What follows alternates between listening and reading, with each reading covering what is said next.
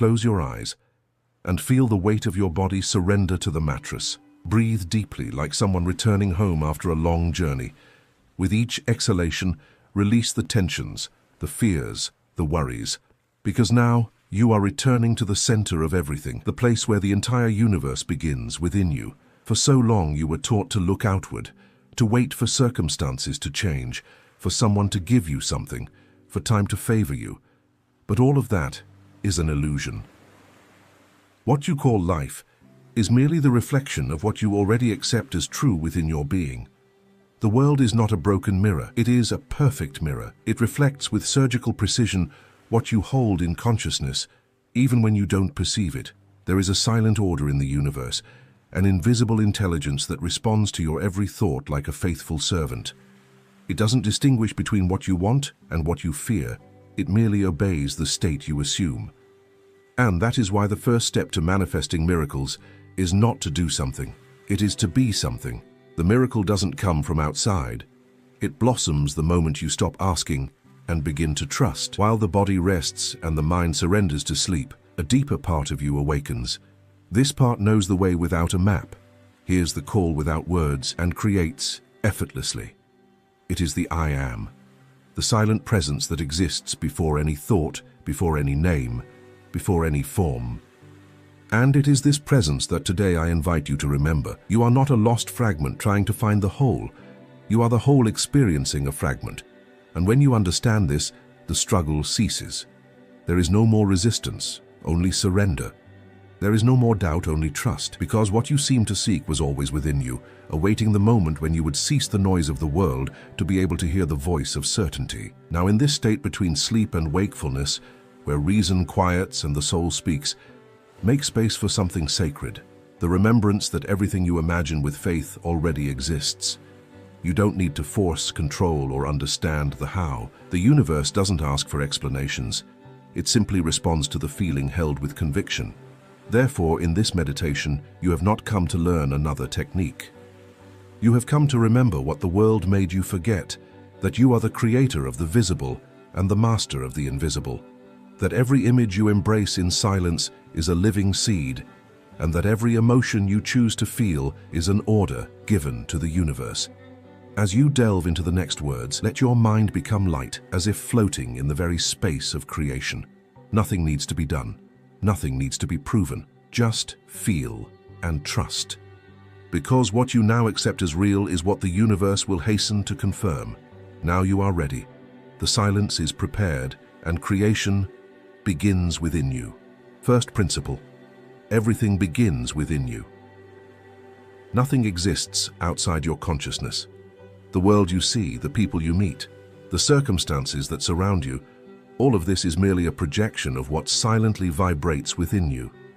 When you look around and see disorder, lack, or pain, you are not facing a contrary force but a mirror. And the mirror has no will of its own. It merely reflects. While you sleep and dream, the world remains active because your imagination never sleeps. The universe, which you believe to be outside, is in reality your imagination projected on a grand scale. Every detail of your life, from the smallest gesture to the greatest events, is shaped by the state of consciousness you have chosen to inhabit. Life doesn't happen to you. It emerges from you. When man doesn't understand this, he fights against shadows. He tries to fix the reflection instead of changing the image that produces it. He begs for blessings while remaining in a vibration of lack. He asks for light while clinging to fear. He seeks miracles but doubts the power that creates them. And so the same cycle repeats, because the exterior can only change when the interior is transfigured. Nothing, absolutely nothing, happens by chance. What you call chance is merely the part of the law you do not yet understand. Every encounter, every door that closes, every person who enters or leaves your life, everything is the perfect answer to the state you have chosen to sustain. And as long as you don't accept that the cause is within, you will remain a prisoner of the effect. Therefore, the first principle is a call to divine responsibility. Not the kind of responsibility that burdens or blames, but the kind that awakens power. When you understand that you are the origin of everything you perceive, you cease to be a victim. You stop chasing after circumstances, people, results. You begin to turn inward, to the center of creation, the silent place where everything begins and everything ends. Within that center, there is no effort, only acceptance. Because the universe doesn't respond to your words, but to your calm state of being. You can repeat 1,000 affirmations and prayers, but if doubt vibrates within you, the result will be manifest doubt. But if certainty vibrates within you, even without words, the universe bends to serve you. Remember, the world has no initiative of its own. It is a stage where your consciousness performs. You are the screenwriter, the director, and the main actor. Every scene, every dialogue, every change of scenery, everything is decided by you, even if unconsciously. He who understands this ceases to react. He observes the reflection without fear because he knows he can change it at any instant by changing the state that produces it. When you say I am, you are uttering the most powerful of affirmations. The entire universe responds to these words like a servant to the voice of its master. I am weak, and life will show you proofs of weakness. I am fortunate, and everything will begin to conspire in your favor. Not because the words themselves have power, but because they express the inner state you are choosing. The universe is neutral, perfect, and obedient. It doesn't argue, it reflects. And it is at this point that many err. They wait for conditions to change before they feel different. They want to see the result to believe, but the law is the opposite. Believe first, feel first, and the world will come as confirmation. Nothing blossoms before it is a seed. Nothing appears before it is accepted. The cause is always invisible. When you begin to understand this, your prayer changes. It ceases to be a plea and becomes a recognition. You no longer say, Lord, give me, but rather, Lord, I am. And this I am is the point where creation awakens. It is the moment when the invisible bows before the awakened consciousness of the Creator. Look around you. Everything you possess, every relationship, every opportunity, every absence, everything is a mirror of what at some point you accepted as true about yourself. And if you want to change the mirror, you don't need force, only vision. Close your eyes and imagine differently. Sustain the new image with emotion, with love, with faith. Emotion is the seal of creation. Feeling is the brush with which you paint the world. Perhaps you ask, but what about others? And what do they do? And I tell you, they are also part of your consciousness. The external world is the perfect setting for your inner learning. Others are roles played to show you what you still believe. He who hurts you shows the belief in limitation. He who blesses you confirms faith. Nothing is against you, everything is with you. As long as you accept the role of victim, the universe will sustain you in that role. But the instant you assume the role of creator, everything changes. Obstacles dissolve, doors open, coincidences multiply. Because the world has no choice, it is forced to align with the state you accept as real. Therefore, when I tell you that everything begins within you, it is not a metaphor. It is the literal truth of the universe. You are the beginning and the end. You are the point of origin of all experiences.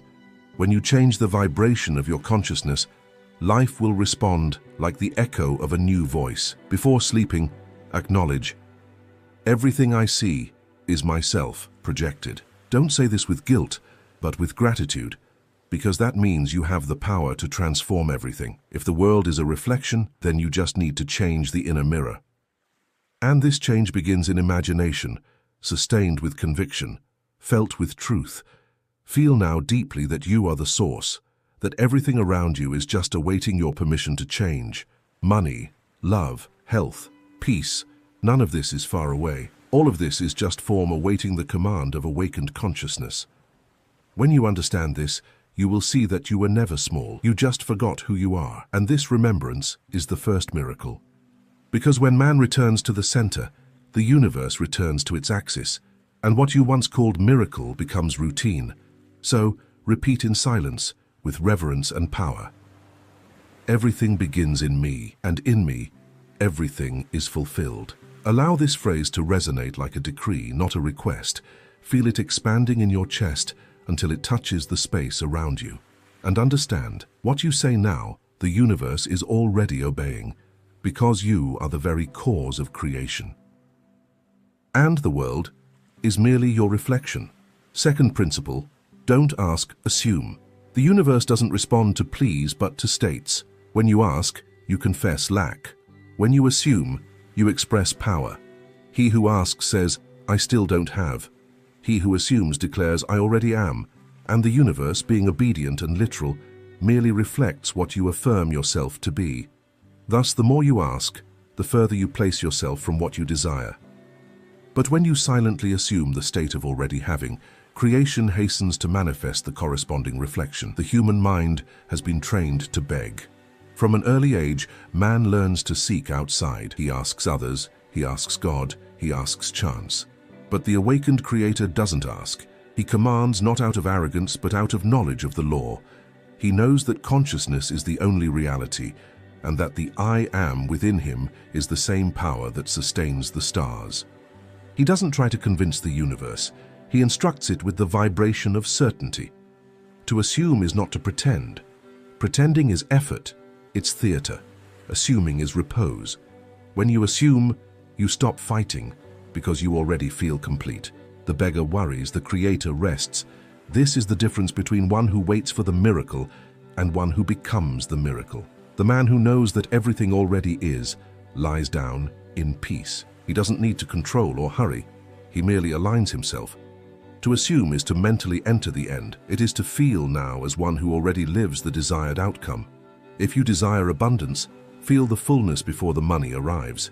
If you desire love, feel loved before someone proves it. If you desire healing, feel whole before the body obeys. Because the body, money, and people are merely instruments, and the conductor is your inner state. As long as your mind asks, it confirms delay. But when it assumes as it creates. Therefore, the true creative act is silent. There are no words, only a deep sense of completeness. It's like the artist who finishes a painting and simply contemplates it. It's like the seed that rests in the soil, knowing the fruit will come. He who assumes doesn't seek signs. He knows that the signs will come as echoes of the accepted state. Therefore, he doesn't despair when nothing seems to happen, because he understands that the invisible is already in motion. Physical eyes don't see what faith has already decreed, but time, obedient, will bring the confirmation. Jesus didn't ask the Father to multiply the loaves. He gave thanks before seeing them. This is the key of the awakened creator.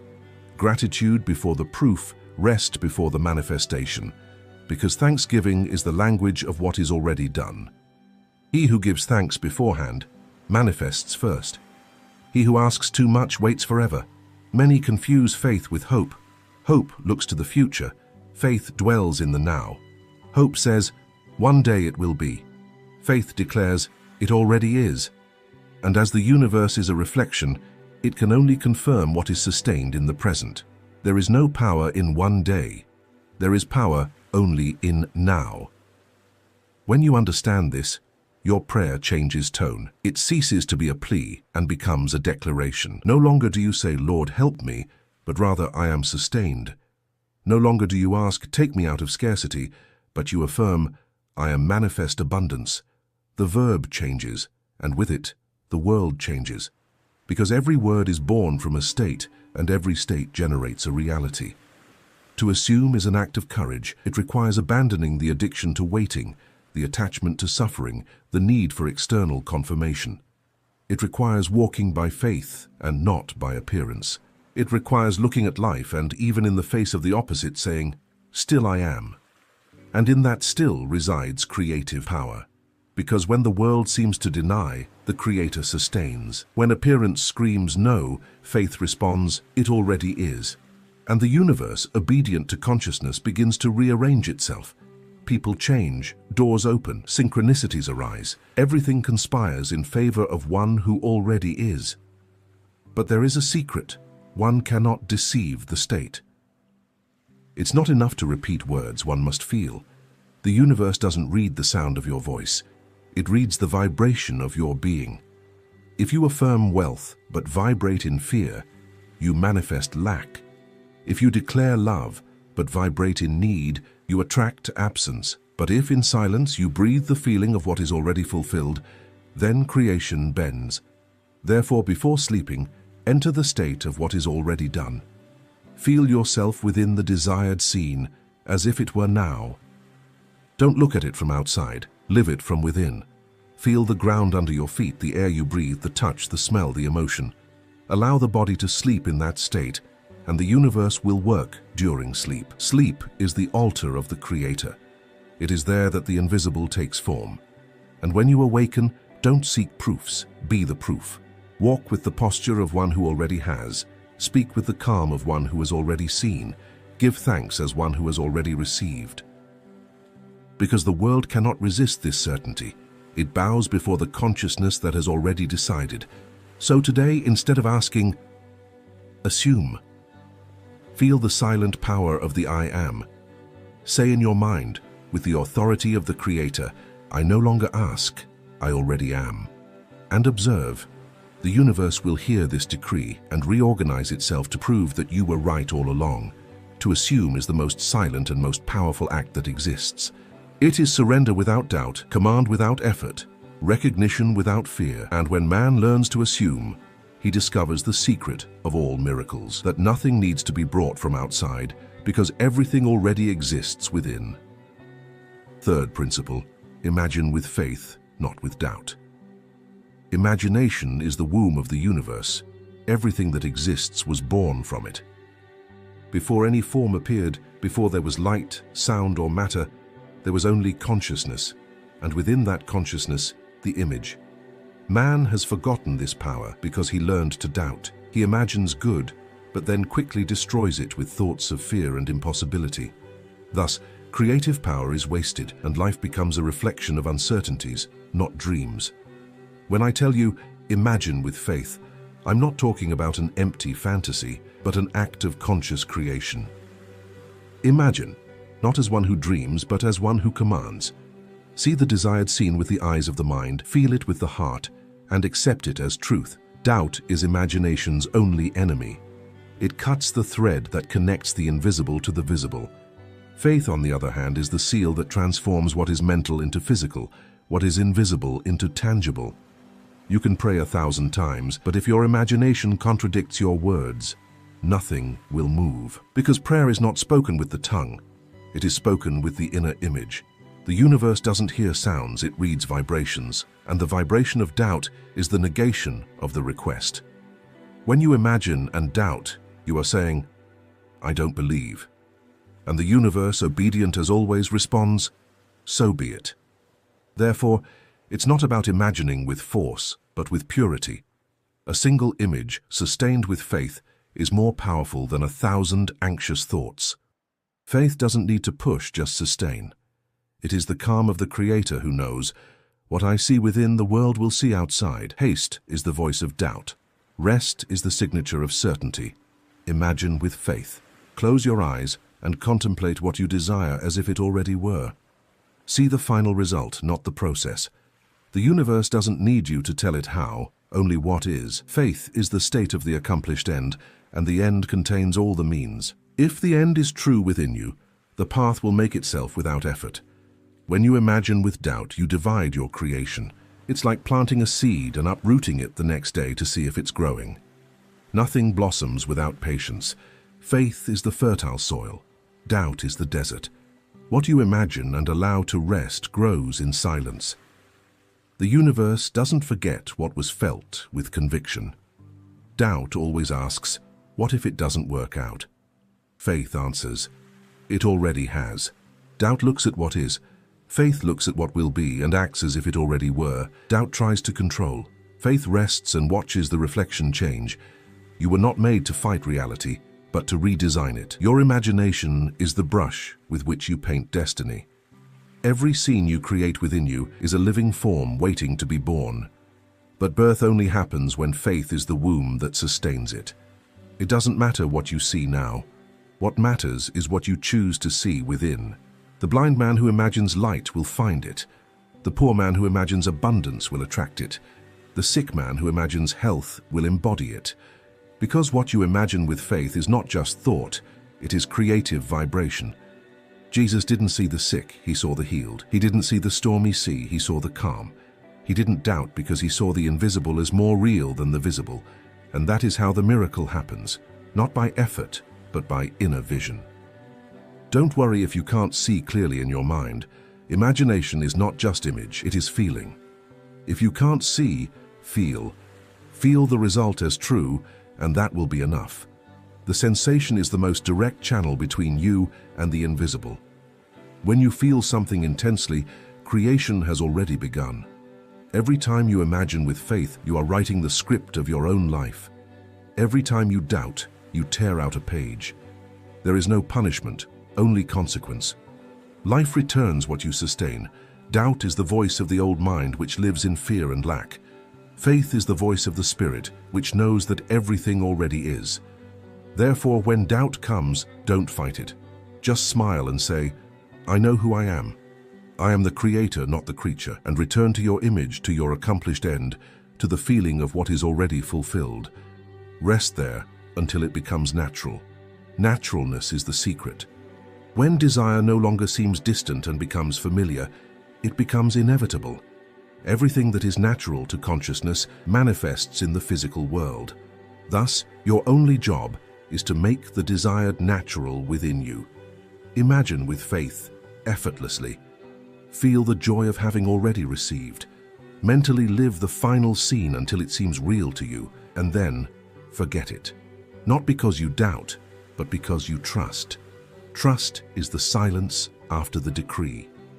And in that silence the universe works.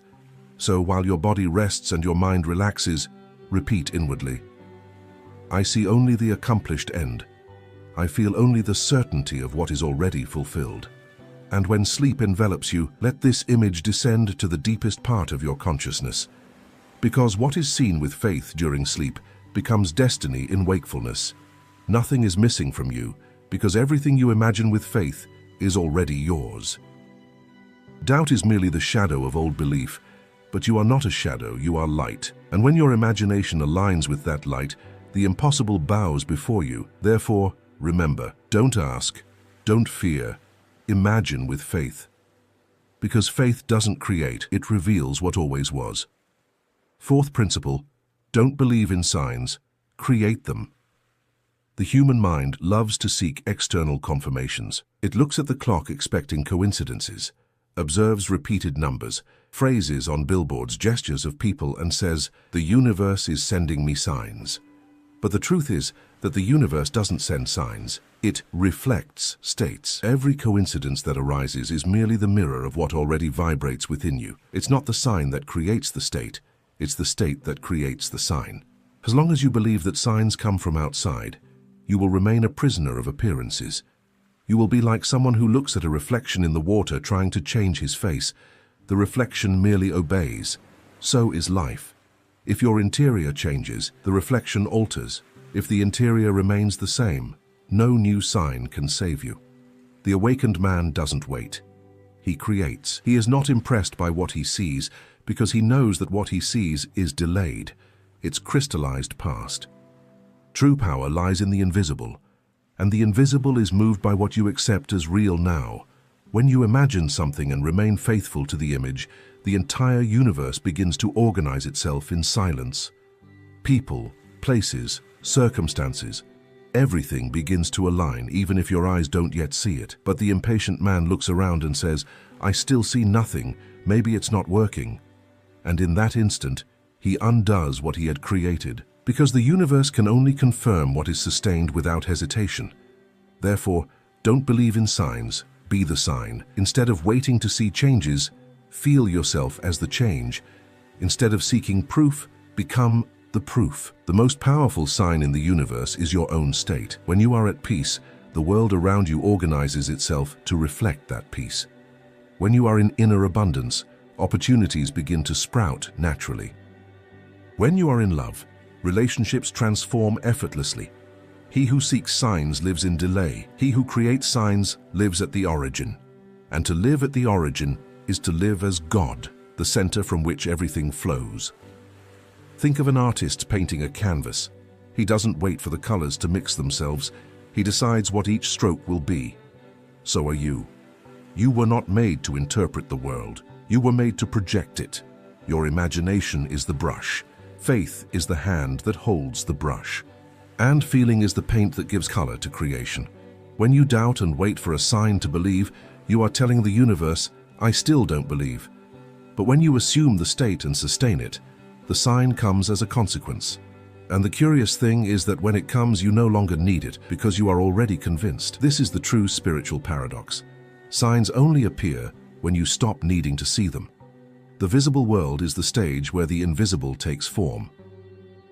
But the scene is written within, not outside. Therefore, if you want to see new signs, change the script you sustain in your mind. Don't look at time, money, news, statistics. All of these are old reflections, echoes of a previous state. If you feed fear, the world will show you reasons to fear. But if you sustain faith, the world will bend to prove you right. Creation doesn't need proofs, it is the proof. When you accept something internally with conviction, the universe has no choice, it must reflect. Not by miracle, but by law. The law of assumption knows no exceptions. It doesn't punish, it doesn't reward, it merely reflects. Remember, the reflection always comes afterward. It is useless to look in the mirror and expect to see a new face before changing your expression. First, change the interior, sustain the new image, and then the mirror of the world will show what already is. Many say, "When I see, I will believe," but the Creator responds, "When I believe, I will see." The difference between the two is power. The first lives as a servant of circumstances, the second rules over them. If you desire a sign, create it now. Don't wait for it from heaven. Draw it in your imagination. See the phone ringing with good news. See money flowing, love blossoming, the body healing, not as hope, but as conviction. And the physical world, which is obedient to your faith, will materialize the image you have sustained. But beware of the subtle error. To imagine with doubt is like planting and uprooting. The universe needs continuity, not anxiety. It doesn't respond to brief impulse, but to the constancy of feeling. Therefore, imagine, feel, and rest. Don't question when. When is the language of the mind. It already is the language of divine consciousness. Every visible sign is merely the echo of the invisible state. Therefore, don't wait for signs to act or trust. Trust and act, and signs will come naturally. The Creator doesn't seek confirmation. He is the confirmation. He doesn't need to see to believe because he knows that the invisible is more real than the visible. So tonight, as you close your eyes, don't expect to see anything. Create, feel, vibrate, as if everything were already fulfilled. And when you awaken, live as one who has already seen the result. Act with the serenity of one who knows that the universe is merely the mirror of your certainty. Repeat in silence. I don't seek signs, I am the sign. And this simple affirmation will change the way the universe responds to you. Because when you become the sign, the whole world reorganizes itself around your faith. What once seemed like coincidence will become constant synchronicity. What once seemed like random signs will become natural confirmations. And what you once called a miracle will become routine. Because you will finally understand that the miracle doesn't come from outside. It is born from the state you dared to sustain. Fifth principle, time is a servant, not a master. The common man kneels before time as if it were an invisible god, a judge who decides when, where, and if things will happen. He waits. He waits for the right time, the ideal moment, the perfect opportunity. And while he waits, time consumes him, because time is merely the reflection of his own belief in delay. But the awakened Creator doesn't wait. He commands. He knows that time has no will of its own. It is merely the obedient servant of consciousness. Everything you see in the physical world is the past in form. It is the reflection of an inner state already accepted. Thus, when you look around and say, "It hasn't happened yet," you are merely observing the echo of an old thought. The present you experience today is the result of yesterday's imagination, and the future you will experience will be the reflection of what you accept as real now. When you understand this, you stop measuring life by dates and begin to measure it by states. Because creation doesn't depend on time, it depends on acceptance. Time is merely the distance between the moment you assume and the moment the reflection appears.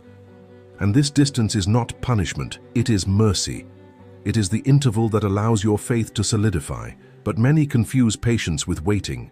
To wait is to linger in emptiness like one watching a clock. To have patience is to rest in the certainty of what is already done. Waiting doubts, patience trusts. Waiting asks, when? Patience declares, it already is. And the universe, obedient, responds to the vibration you sustain. Time has no power over you. It bends before one who knows what he is. He who lives in the desired state attracts circumstances that confirm it, and everything organizes itself effortlessly. When you internally accept a truth, reality accelerates to adjust to it. Therefore, time is a servant, and a swift servant. Doubt, however, slows it down. Fear paralyzes it. Impatience distorts it. Because time is not linear as men think. It is malleable, shaped by the intensity of your conviction.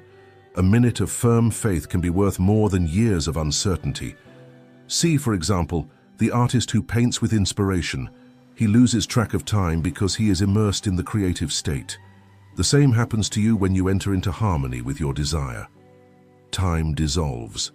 Hours bend. The impossible hastens. The universe doesn't need days, weeks, or years. It only needs an instant of total acceptance. Therefore, no longer say, "It will happen." That is the language of the servant. Say, "It is done." That is the language of the master. When you accept that it already is, time, like a faithful servant, hastens to prove you right. How many times have you said, "Time flew"? It flies when your mind is present in the now, because the now is the only point where power resides. The Creator doesn't live in the past, because the past is shadow. He doesn't live in the future, because the future is hope. He lives in the now, and the now is eternity. All creation is instantaneous. The time you perceive is merely the interval necessary for the invisible to become visible. Don't despair over this interval. It is proof that the process is underway. The seed doesn't sprout the instant it is planted, but the fruit is already contained within it. So it is with your desire. It is already complete within you. Time merely reveals what has already been decreed. Many say, "One day I will be happy." And the universe responds, "One day." Others say, "I am happy now." And the universe, without delay, confirms, "So it is," because time is not the one who decides, it is the one who obeys. When you place yourself in the vibration of one who already is, time loses its power. Opportunity appears sooner than expected. Healing arrives before the diagnosis. Money appears before the need. Not because there was a miracle, but because consciousness commanded. And time, the faithful servant, simply rushed to fulfill the order of its master. But when you say it hasn't come yet, you create an abyss. When you say one day it will come, you postpone what is already yours. Therefore, use time as a tool, not as a prison. Do not submit to the calendar. Submit the calendar to your faith. Every instant can be the perfect moment if your state is perfect. Perfection is not in the clock, it is in acceptance. So, as you lie down tonight, abandon the idea of waiting. Feel deeply that what you desire already is. Don't say tomorrow, don't say one day. Say now, and sleep in that now as one who already lives the result. Sleep is the temple where time dissolves. While you sleep, your consciousness works outside of space and clock. It moves mountains effortlessly, brings people closer, opens paths. And when you awaken, act as one who has already received, not with haste, but with serenity, not with anxiety, but with authority, because time is the servant of the awakened man, and every servant obeys the voice of his master. Say now, with silent conviction, "Time serves me, it bends to my state," and feel the power of this truth vibrate within you. Because when the Creator recognizes his authority, time becomes an ally, and then what once seemed distant draws near, what seemed impossible comes to pass, and what you called future reveals itself as the eternal now of your own consciousness.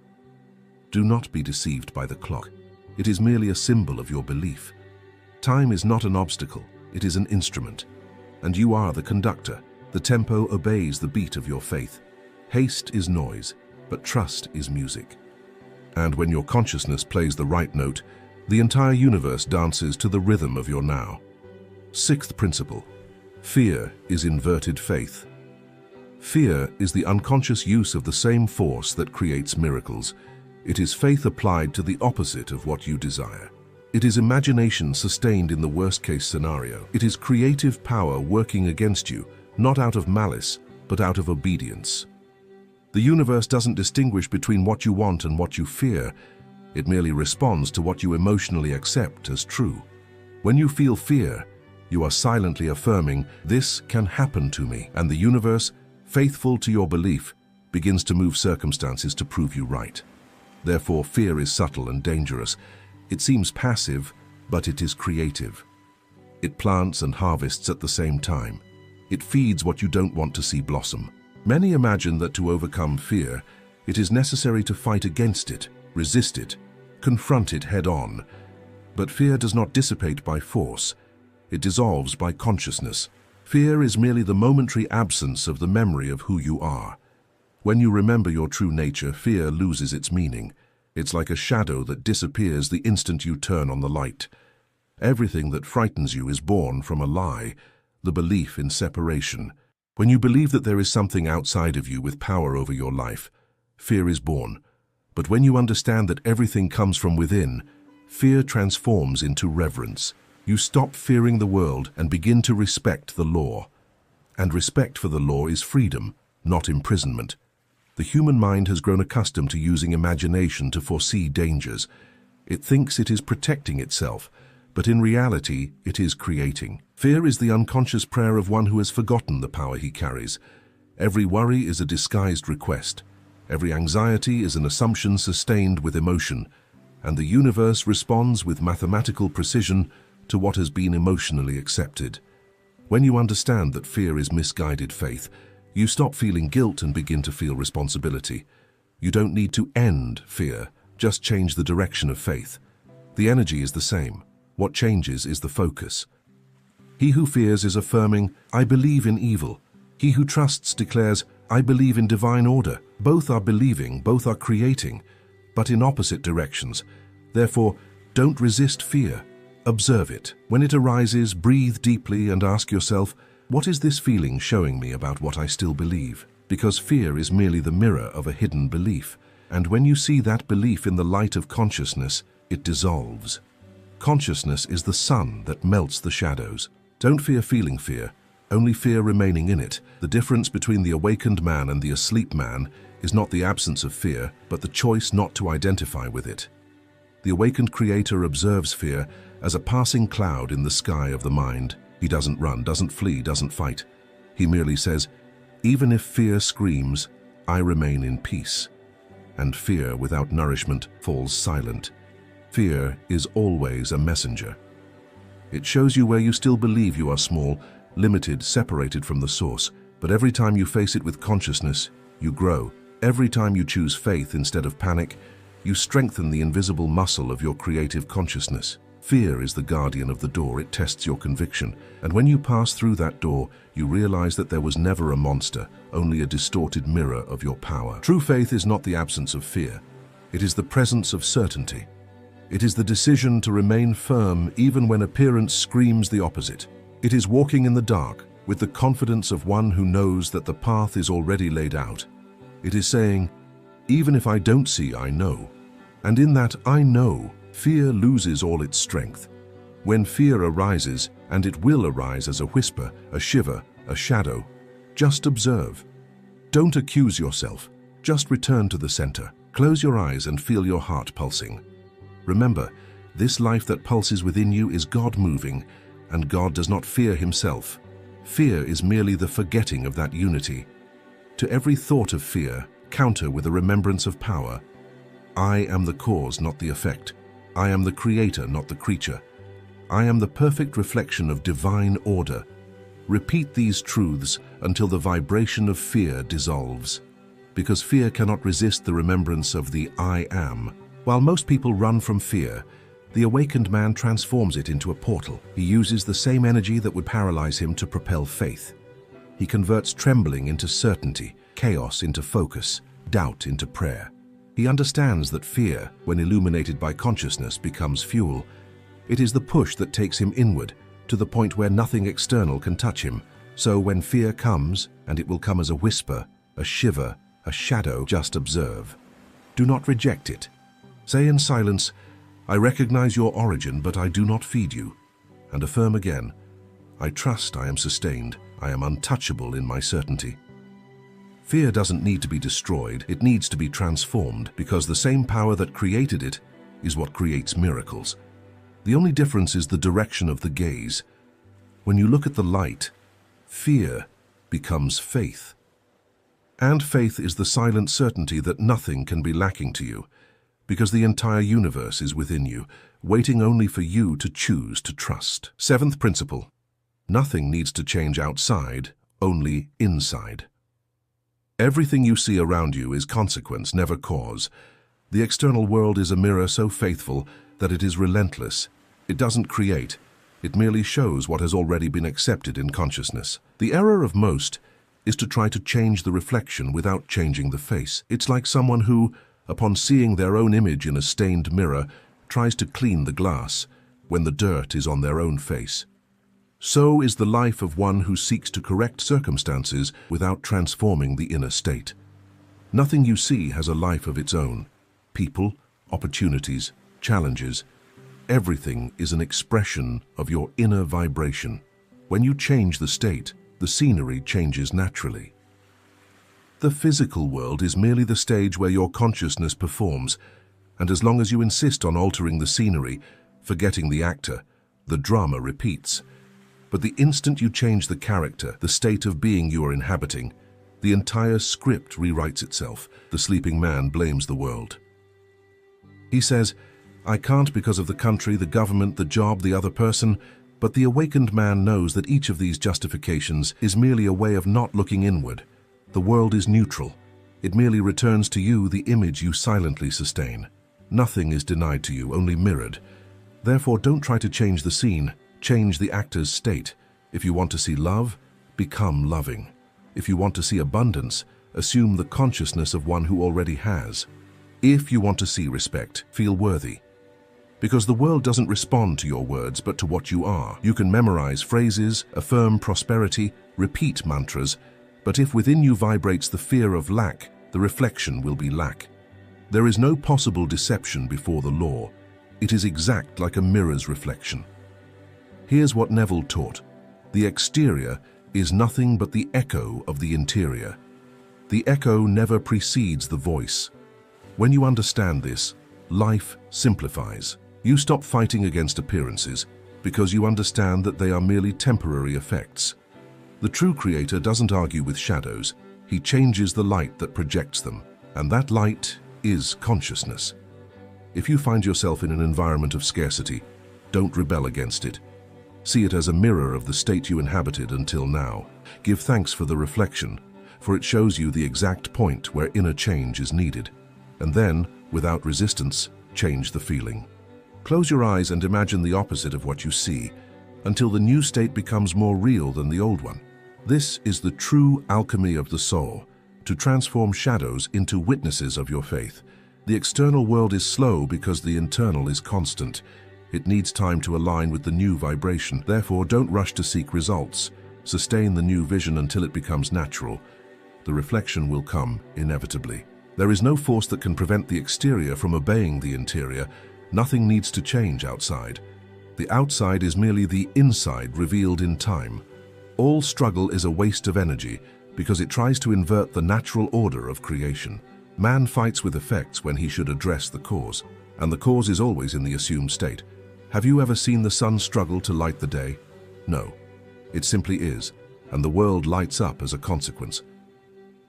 So too, when you assume the state of light, the world reorganizes itself around you. There is no effort, there is alignment. The error arises when man thinks that the world is an opposing force, but the world is not your enemy. It is your reflection. It is the faithful collaborator who accurately reproduces what you decree yourself to be. Therefore, when something displeases you, do not rebel. Feel compassion, because the reflection is serving you. It shows you where your belief still needs to be purified. To change outside is to put makeup on the cause.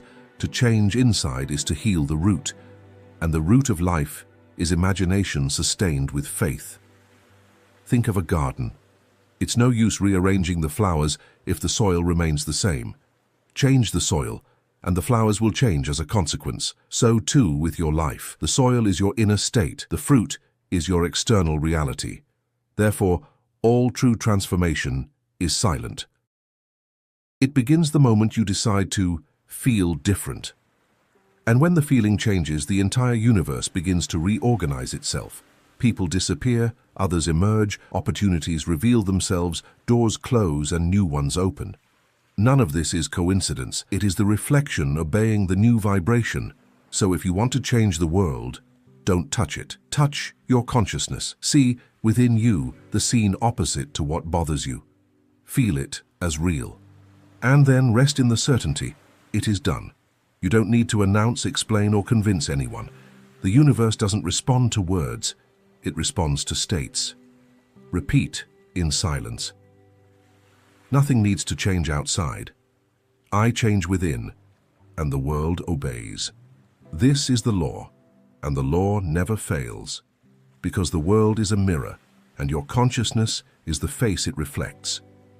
When you understand this, life ceases to be a battle and becomes art, the divine art of creating realities from your being. Eighth principle, give thanks before seeing. Gratitude is the language of the awakened creator.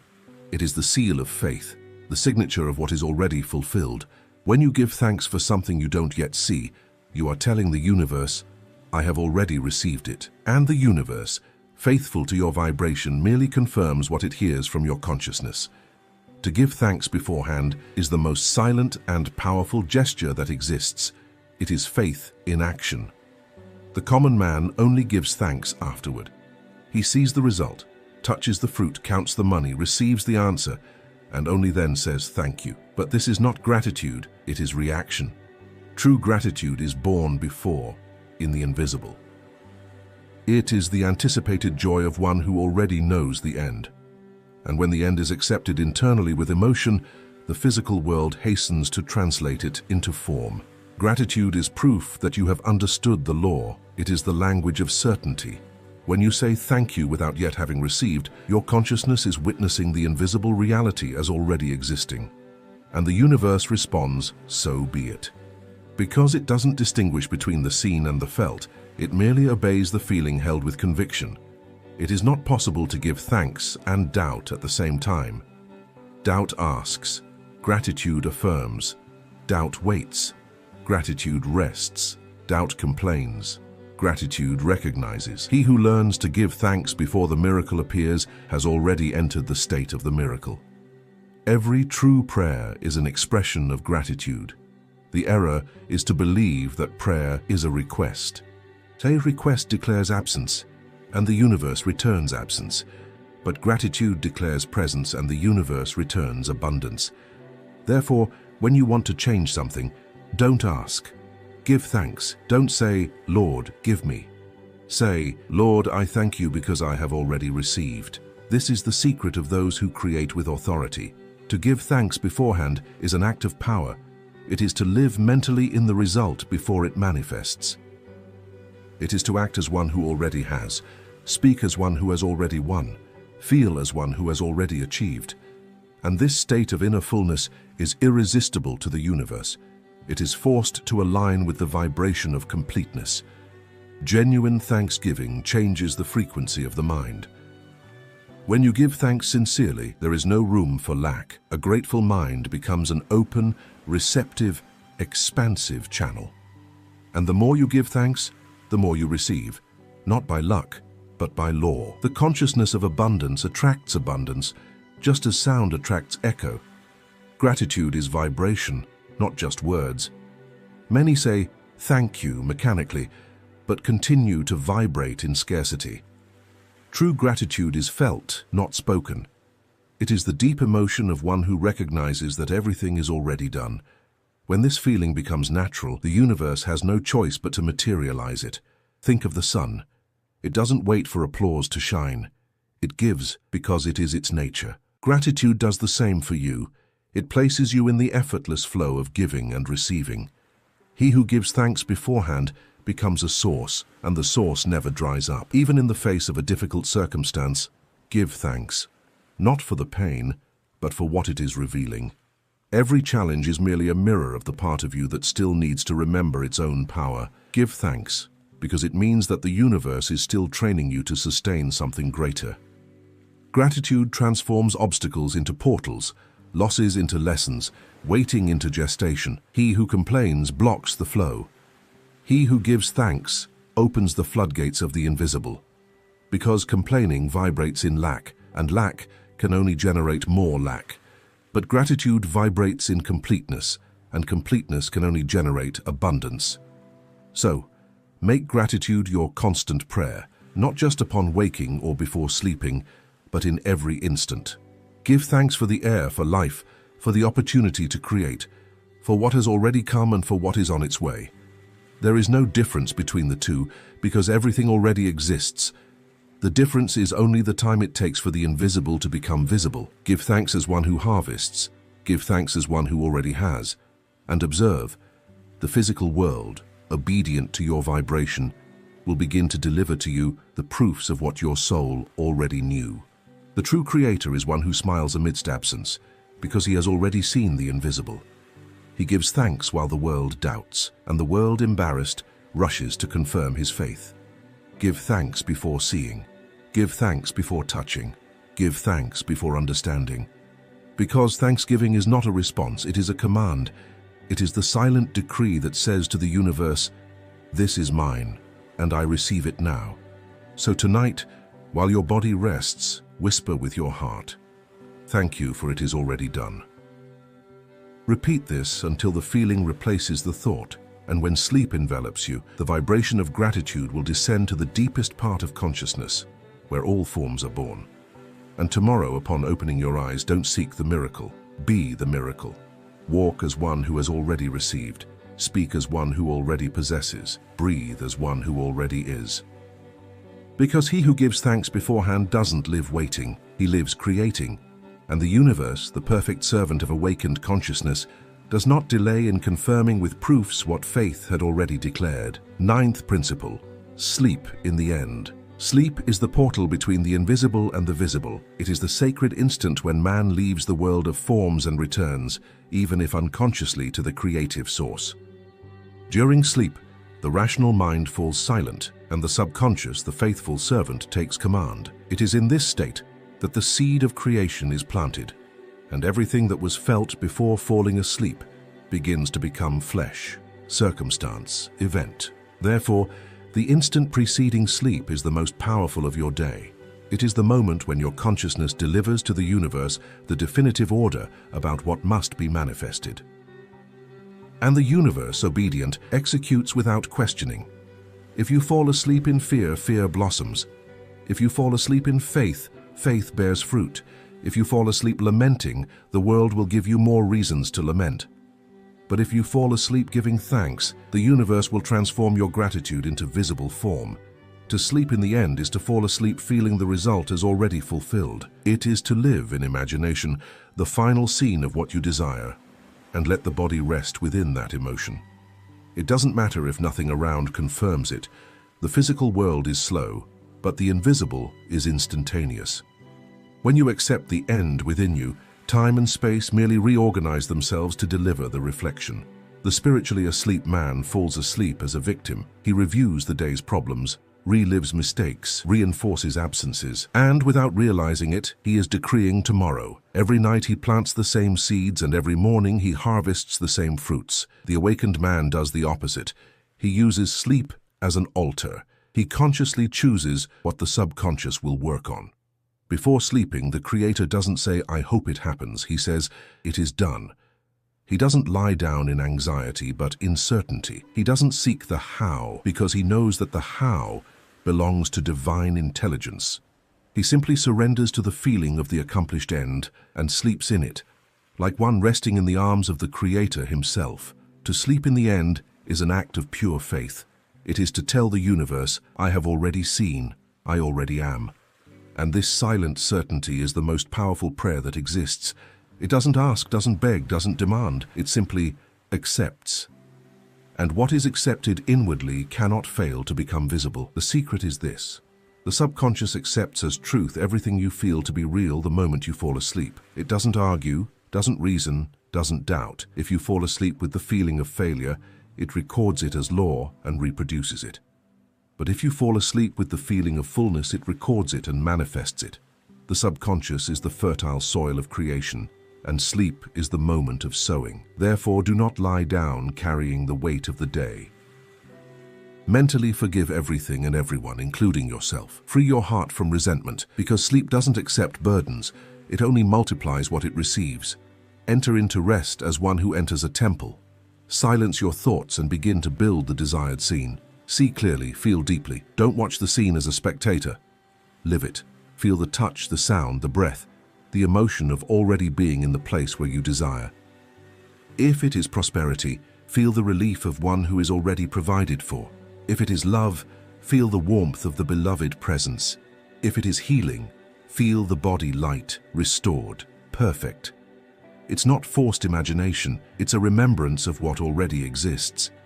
When the body begins to relax and thought becomes hazy, don't return to fear, remain in the sensation. Repeat softly in your mind, "It is done.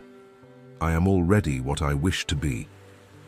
These words descend with sleep and become form with waking. Sleep is the workshop of the soul. It is where the universe works with the raw materials of your faith. What is sustained during sleep manifests with mathematical precision, and the purer the feeling, the faster the response. Therefore, treat the moment of sleeping as sacred. Do not surrender to distraction, to worries, to fear.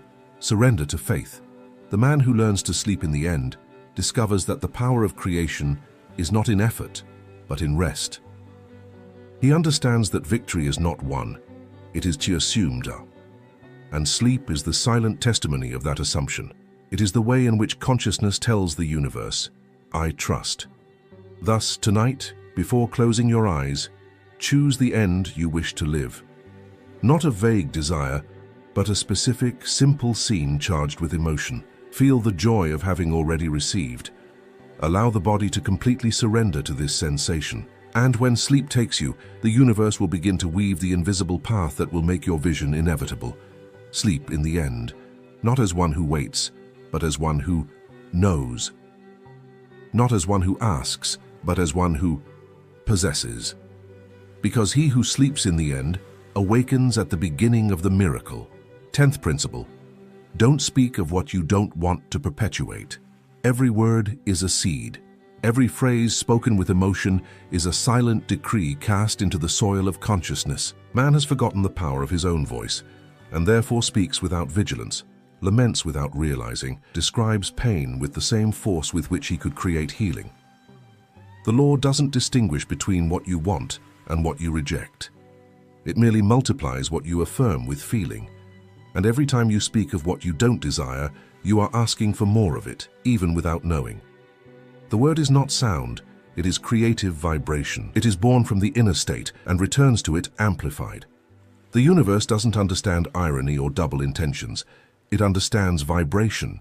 When you say, "My luck is bad," the universe merely hears bad and delivers you proofs. When you say, "I don't want to lose," it hears lose and responds with losses. Therefore, the awakened man is careful with what comes out of his mouth. He knows that every syllable is living energy, and that the word is the channel through which consciousness becomes flesh. Don't speak of what you lack, speak of what you already are. Don't describe the problem, describe the solution. Don't say it's difficult, say I am learning. Don't say life is hard, say life is shaping me for something greater. You are not lying, you are choosing which reality to feed. Because what you feed with words grows, and what you ignore fades away from lack of attention. The common man speaks to relieve himself. The awakened man speaks to create. One speaks of pain, the other speaks of the truth behind the pain. One speaks of what he sees, the other speaks of what he chooses to see. And between the two, the universe decides what to reflect. The scriptures say, "In the beginning was the Word." This means that everything that exists began with a word, and the word is still the primal matter of creation. Every time you speak, you recreate the world in your image and likeness. Speech is not mere sound, it is the vibration of the inner state being sown in the field of the invisible. Therefore, guard your tongue as one guards a treasure. Before speaking, ask, "Do I want to see what I am about to say multiplied?" If the answer is no, be silent. Silence is more creative than a word impregnated with fear. Because silence keeps energy pure, while misguided words fragment it. Don't speak of what you don't want to perpetuate. because every time you do, you are reaffirming its existence in the realm of form. To speak is to fix. Every complaint is an affirmation of faith in the problem. And the universe, obedient, merely confirms, so be it. But the same law that multiplies negativity multiplies blessing. Speak of peace, and you will see peace draw near. Speak of love, and people will reflect love. Speak of prosperity, and your paths will open, because words shape the vibrational field in which you live, and the physical world is merely the echo of that field. When your speech aligns with your faith, the impossible will become natural. Things and people will begin to respond to your new vibration, and you will realize that nothing has changed outside, only within your word. Power is not in beautiful words, but in the silent conviction that sustains them. Avoid repeating stories of pain, even old ones. The past only lives as long as it is narrated. Let it rest in oblivion. Speak of the new, of what you are creating now, of what you wish to expand. Your mind is a garden, and your tongue is the hand that plants. So with consciousness. Don't fear falling silent. Silence is the temple where words are born pure. And when the Creator speaks from that silence, every phrase becomes law. He doesn't speak to convince, but to confirm what he has already accepted as real. Speaking of what is good is a way to multiply it. Praising is expanding the vibration of abundance. When you say thank you, you are calling for more reasons to be grateful. When you compliment, you are opening space to receive compliments. When you affirm all is well, you are declaring that divine order governs your life. And the universe, faithful, responds. He who understands the power of the word does not waste his voice with lamentations. He speaks with purpose. Even in silence, he converses with the invisible, and the invisible hears him.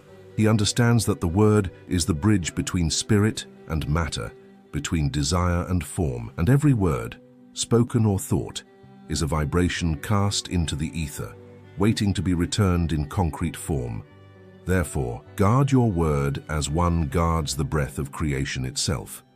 Transform every phrase into a blessing. Instead of saying it's impossible, say there must be a way. Instead of saying it's taking too long, say everything is adjusting. Instead of saying I can't, say I am still learning. This simple change of language is the first step of inner transformation. Remember, the universe is literal, not poetic.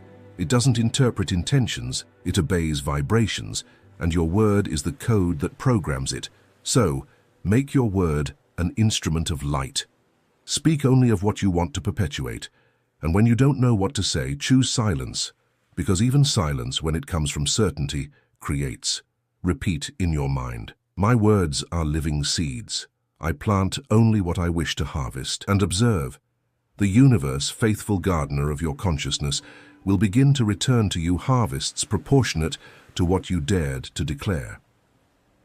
11th principle, the universe doesn't respond to what you say, but to what you are.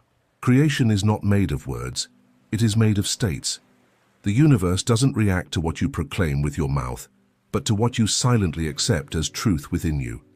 You can affirm wealth every day, but if you feel poor, the universe confirms poverty. You can say, I am loved, but if rejection vibrates in your heart, rejection repeats. It's not the sound that creates, it's the vibration. And vibration is born from being, not from discourse. The man who tries to deceive the universe with empty phrases is only deceiving himself. He believes he can change the form without altering the essence, but the law doesn't bend to words, it bends to the state. And the state is what you are, not what you say you are. You can say, I trust, but if fear is within, the universe will hear fear. Because the universe is deaf to words, but sensitive to frequency. It feels what you feel, and your emotion is the true prayer. Sound is superficial, state is magnetic. Words can lie, but vibration never lies. The awakened man knows this, and therefore speaks little and feels much. He doesn't waste energy trying to convince the world, he convinces himself within. He doesn't declare to see if it happens, he declares because it has already happened within him. And the universe, obedient to the vibration, merely reflects. When you say something that doesn't correspond to your state, you are not lying. You are trying to affirm something that is not yet natural in you. But the secret is not in repeating until tired. It is in feeling until it becomes true. Repetition without emotion is noise. Repetition with faith is a decree. It is feeling that gives life to the word.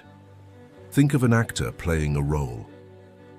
He can memorize the lines, but he only convinces the audience when he momentarily believes himself to be the character. So it is with you. Creation doesn't respond to speech, but to embodiment. When you become the state, the world responds. Creation is divine theater, and the stage of your life obeys the character you assume. Therefore, if you want to change the scenery, change the character. Don't say, I will have, say, I am. But more than saying, feel. Feel your body reacting to the new identity. Feel the environment recognizing you. Feel the air around you responding to your new being. This sensation is the language the universe understands. Nothing is more powerful than the coherence between word and state. When both align, the universe moves immediately. When you declare something you are capable of feeling, creation hastens because the vibration has become stable. Faith is this, vibrational stability. It is remaining in the same state until the world, vanquished, bows. But many say, I believe, and the next instant doubt. They say, I am prosperous in the morning, and in the afternoon complain of lack. They say, I am healed, and immediately describe the pain. This oscillation is what prevents manifestation. The universe doesn't respond to what is said momentarily, but to what is continuously inhabited. Creation knows no words, it knows frequency. And frequency is not defined by what you say, but by what you silently sustain. The universe is like a soundless mirror. It doesn't hear, it reflects. And the reflection is always faithful to the face you present, not to the story you tell about it. If you want to know what you truly are, observe your life. It is the perfect mirror of what your consciousness sustains. Don't accuse yourself, just recognize. Reality never lies, it merely shows the current state. And the power lies in knowing that it's enough to change the inner state for the reflection to change. There's no need to fight with the old reflection. There's no need to defend, justify, or react. Just cease the old feeling and choose the new. It all begins when you stop saying choose what you want and start being at what you want. Some say, but I affirm every day and nothing changes. And I tell you, it is not the affirmation that transforms. It is the state assumed during the affirmation. You can repeat I am rich 1,000 times and continue vibrating in lack, but it is enough to say I am abundance once and you feel too. It is real, and the universe will bend. The difference is the feeling, not the number of words. The universe is not moralistic. It doesn't judge if you deserve. It merely reflects what you are. Therefore, man's most sacred task is to align his being with his desire. And this alignment doesn't require effort, but remembrance. Remembrance that you are the creator, not the supplicant. The world owes you nothing. It merely obeys you. The secret lies in living as if it already were. It is not falsely acting. It is genuinely feeling. When you behave as one who already is, your body, your voice, your gestures, your words, everything harmonizes with the new state. And the universe, seeing this coherence, confirms, because it is a living law that responds to certainty, not to attempt. It's no use affirming light and nurturing shadow. It's no use saying I am blessed while harboring resentment. The vibration is not what you say, it is what you feel deeply. The word is the seed, the feeling is the water. Without emotion, the seed dries up. When your word is sustained by your being, everything will move. Doors will open, not because you asked, but because you are already the owner of the key. Money will come, not because you begged, but because you have become the vibration of abundance. Love will find you, not because you sought it, but because you embodied it. Life will serve you, because it will recognize in you the frequency of the Creator himself. Therefore, before speaking, observe your state. Before affirming, feel. Before declaring, become. And then speak, not to convince the world, but to confirm what you already know. This is true prayer, the word spoken from the being. Remember, the universe doesn't hear you, it feels you. It reads your vibration like an open book. There's no way to deceive the law because the law is perfect, and it returns exactly what it receives, no more, no less. So, instead of multiplying words, multiply presence. Instead of reciting formulas, live the truth. Instead of asking the universe, be the universe in action. Repeat in silence, but with power. The universe doesn't respond to what I say. It responds to what I am. And feel this phrase expand within you until there is no separation left between word and being, between faith and form. In that moment, the universe falls silent, not because it ignores you, but because it already obeys you. 12th principle. Silence is creative. The common man fears silence because in it there is no noise to distract him from himself. But silence is the cradle of creation. It is in silence that consciousness speaks, and it is in silence that the universe responds. Every form, every sound, every manifestation is born from emptiness. Before something exists, there is stillness. Before a word is spoken, there is a pause. And that pause is the point where God breathes. It is there that power is concentrated. A noisy mind creates confused realities. The man who talks too much, thinks too much, and feels too much the weight of doubt becomes a prisoner of his own inner voice. He gets lost in words and forgets the power that lies in the interval between them. It is in the interval that creation happens. Silence is not absence, it is undivided fullness. It is the field where everything is possible. He who learns to be silent doesn't flee from the world, he governs it. Because power is not in the effort of speaking, but in the calm of sustaining. Every time you fall silent in the face of doubt, a new reality begins to organize itself around you. The universe listens to silence more than to words. Words say, I want. Silence says, it already is. When you enter into silence, you cease resistance. And when there is no resistance, creative energy flows freely. Man fights with circumstances because he doesn't trust the power of silence. He believes he needs to act, argue, justify, defend himself.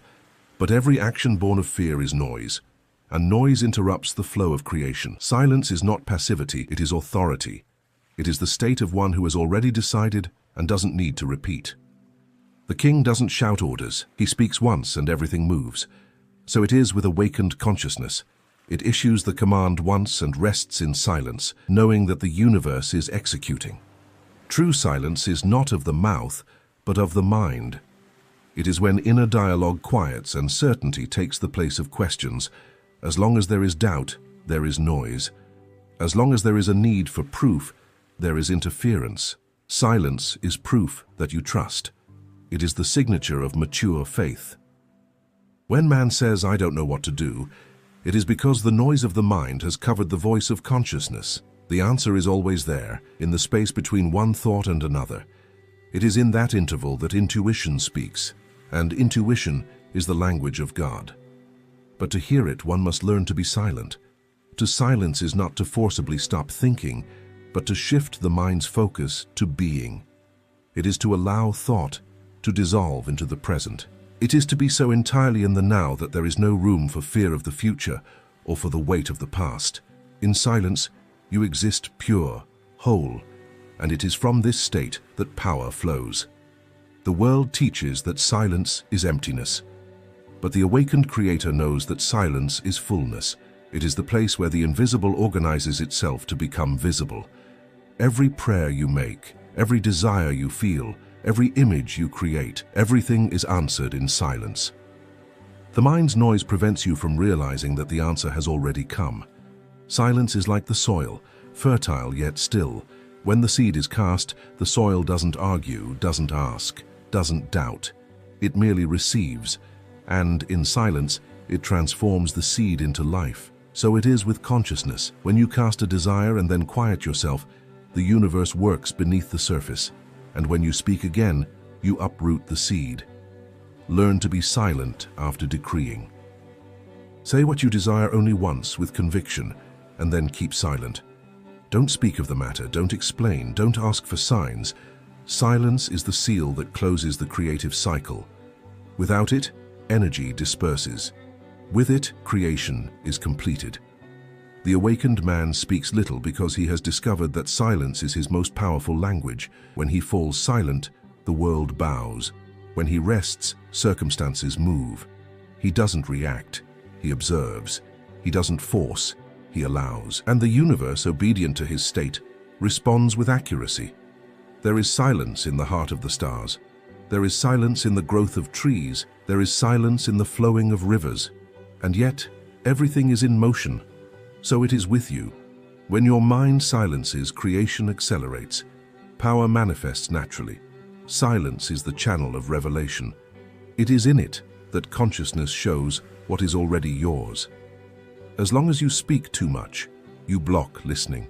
But when you quiet yourself, you hear the gentle voice that has always been there. The voice that guides you without error, without doubt, without noise. Therefore, guard silence as you would guard a temple.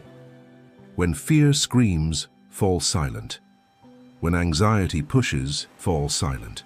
When doubt provokes you, fall silent. And in the center of that silence, affirm with your heart. Everything already is. The universe is in order. Don't say it many times. Say it once and feel. Then let the silence work. Silence is the invisible movement of creation. It is the point where the word returns to the source to gain form. When you learn to be silent, you will discover that you don't need to ask or fight. Life begins to adjust as if by magic. What was confused organizes itself. What was distant draws near. What was impossible becomes natural, because silence is the space where faith transforms into reality. Remember, the universe was created in silence. Galaxies were born without noise. The sun rises effortlessly. And you, made in the image of the Creator, have the same power. Create in silence. Decree and rest. Speak less, feel more. And when the world asks you what you did to change your life, smile, because true power doesn't shout, it silences. 13th principle, faith is discipline, not emotion. Most believe that faith is feeling inspired, confident, animated, a kind of momentary ecstasy that visits the heart on bright days. But true faith is much simpler and much more demanding. It doesn't depend on emotion, it depends on decision. Faith is the habit of remaining firm in the invisible, even when the visible seems to scream the opposite. It is the discipline of sustaining the assumed state when the whole world tries to convince you otherwise. The common man confuses enthusiasm with faith. He believes while feeling fervor, but collapses when silence comes. He speaks of confidence while everything goes well, but returns to fear at the first absence of a sign. And so he lives with ups and downs, because he has not yet understood that faith is not a flame that needs to be kept alive with emotion. It is a rock that remains unmoving even in a storm. Faith is inner firmness, not excitement. It is serenity, not shouting. It is constancy, not impulse. It is the calm certainty of one who knows that the invisible is more real than the visible. It doesn't seek confirmation, it gives confirmation. It doesn't ask for proofs, it becomes proof. The discipline of faith is the art of sustaining the vision when the eyes cannot see. It is the act of rising every day with the same conviction. It is already done. It doesn't matter what the world says. It doesn't matter what time shows. It doesn't matter what reason tries to prove. Faith looks inward and says, I have decided, and the universe will confirm my decision. True faith is silent. It doesn't need applause nor witnesses. It expresses itself in the way you walk, speak, and breathe. It is the tranquility in the gaze of one who has already seen the future and accepted it as present. It is the courage to smile in the face of apparent failure, knowing it is merely the prelude to victory. Emotion is like the wind. It changes direction easily. Faith is like the sun. It is always present, even when clouds try to hide it. Emotion makes you oscillate, but the discipline of faith anchors you. Therefore, he who seeks to live by emotion will always be a slave to circumstances, while he who cultivates the discipline of faith will become their master. Faith is a choice renewed every instant. It is not a force that falls from the sky. It is a state that is built. Every time you doubt and decide to trust again, you are training your soul. Every time you choose to believe despite the absence of proofs, you are strengthening the invisible muscle of your creative consciousness. Faith grows as the body grows, through exercise. The universe doesn't respond to the brilliance of emotion, but to the constancy of vibration. Emotion changes with mood. Faith remains even when nothing seems to move. The true creator sustains the desired state like the musician who sustains a note until the sound fills the air. He doesn't rush, doesn't interrupt, doesn't get distracted. He knows that the sound of the invisible echoes in time until the physical world accompanies it. The discipline of faith is simple, but it is not easy. It requires vigilance. It requires you to observe your thoughts and realize when you are falling back into doubt. Not to blame yourself, but to restart immediately. Doubt is not failure. It is an invitation to practice. With each return to the state of certainty, your faith becomes more solid, more natural, more automatic. Do not confuse faith with hope. Hope says, I wish it would happen. Faith affirms, it already is. Hope depends on the future. Faith lives in the now. Hope observes circumstances. Faith commands them. Hope tires. Faith rests. The man disciplined in faith does not react to appearances. He knows that what he sees is merely the delayed reflection of what he has already accepted. He is not disturbed by delays because he understands that time is a servant. He is not shaken by negatives because he knows that the universe is merely reorganizing paths. Faith makes him remain in peace while the invisible works. When fear knocks, he recognizes it, but does not feed it.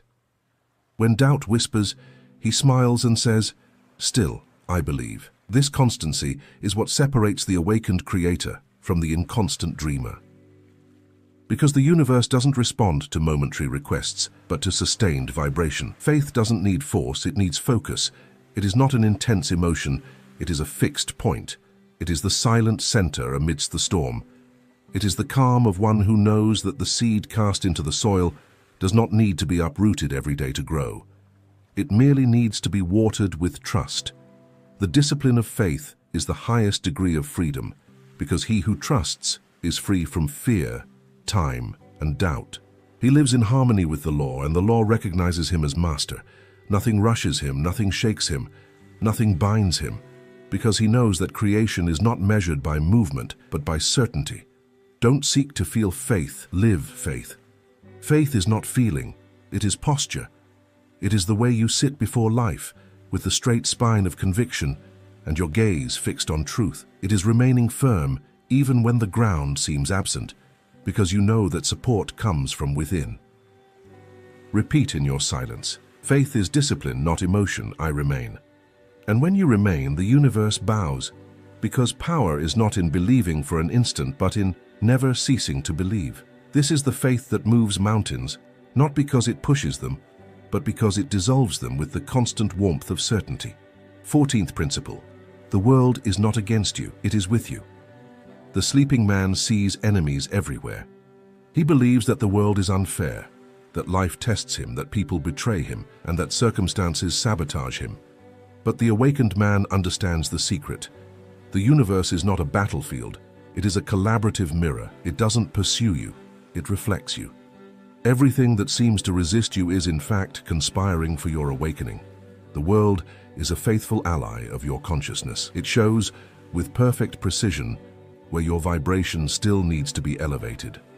If something hurts you, it is because within you there is a belief that allows that wound. If something limits you, it is because there is an idea of limitation still active within you. The world doesn't create obstacles. It shows you what you still believe to be impossible. It is a silent teacher, lovingly pointing out where you have forgotten who you are.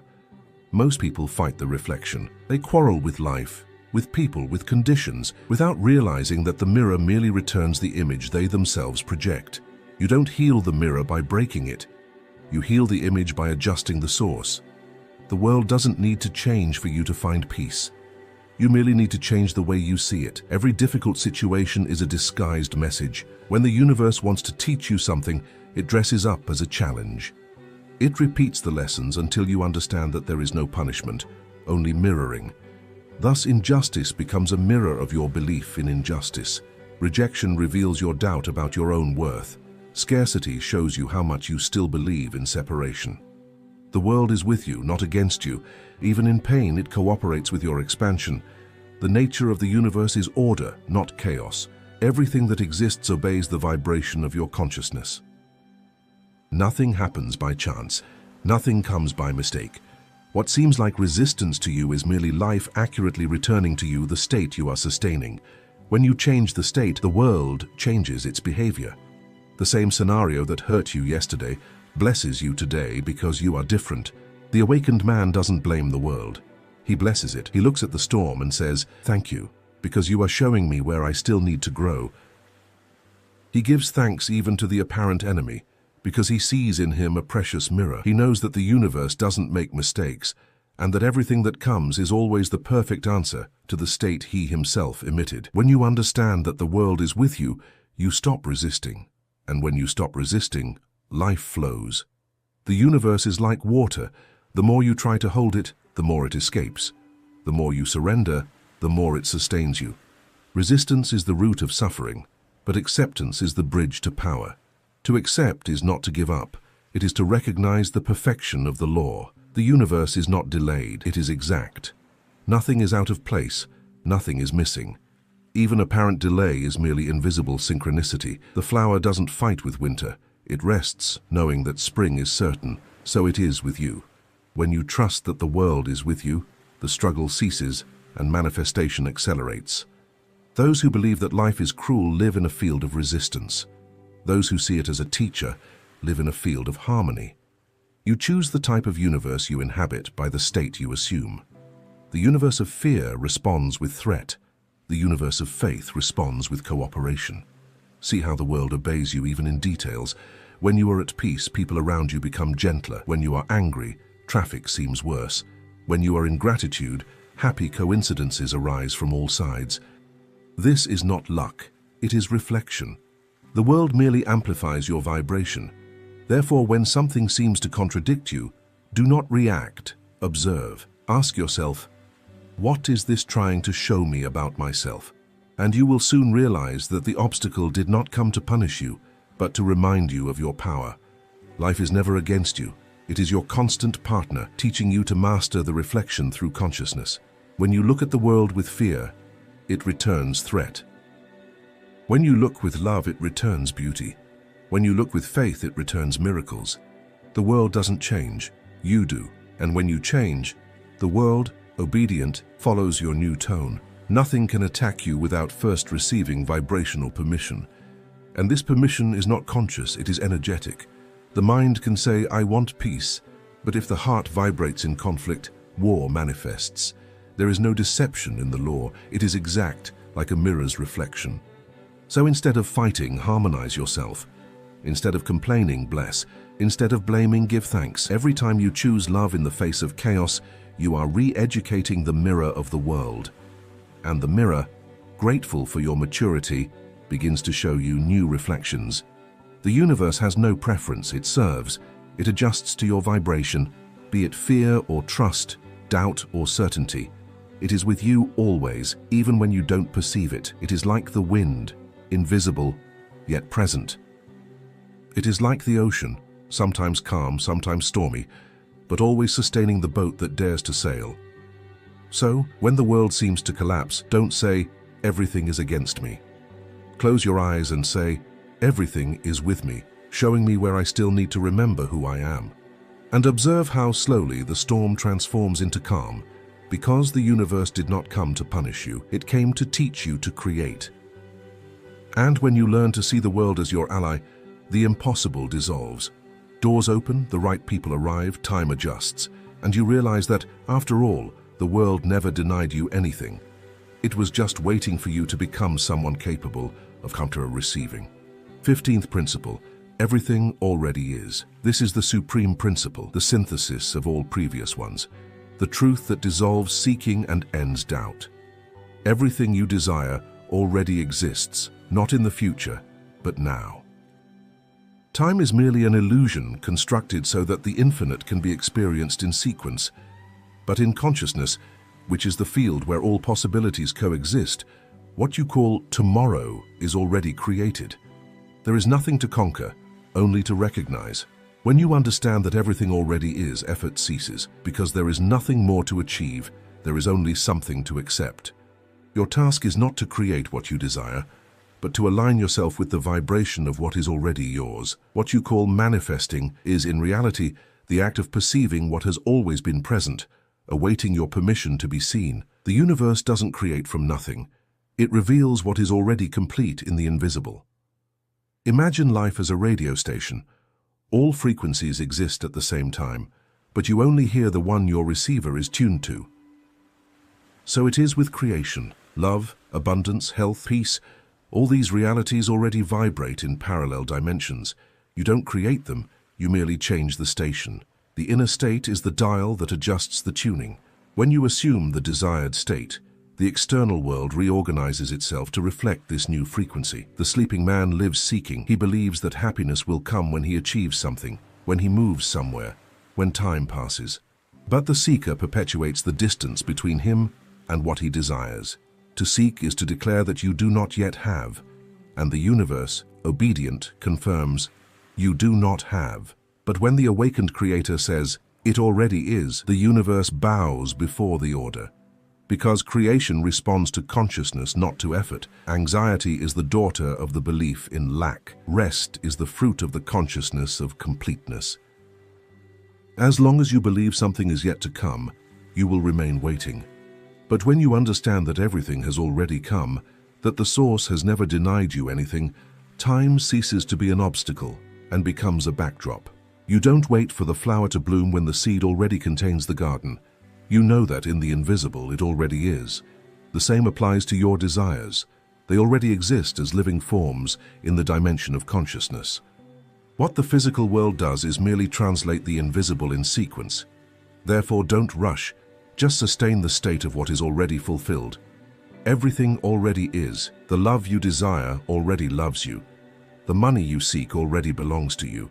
The health you hope for already inhabits your subtle body. What is missing is not the blessing, it is acceptance. The universe holds nothing back. Man is the one who closes his hands. To accept is different from to desire. Desire says one day, acceptance says now, and the now is the only point where power resides. The awakened creator doesn't live in expectation, he lives in consciousness. He rises in the morning and doesn't think, I hope it happens. He thinks, it is happening because it already is. And by living this way, the invisible hastens to show the reflection. You cannot find what you seek, you can only recognize what you already have. Seeking is the movement of forgetting. Recognition is the return to truth. Therefore, every manifestation is in reality a remembrance. You don't create the new, you remember the eternal. Abundance is not something to conquer, it's something you forgot for an instant. And faith is the act of remembering. When you say everything already is, you are not pretending. You are affirming the nature of the real.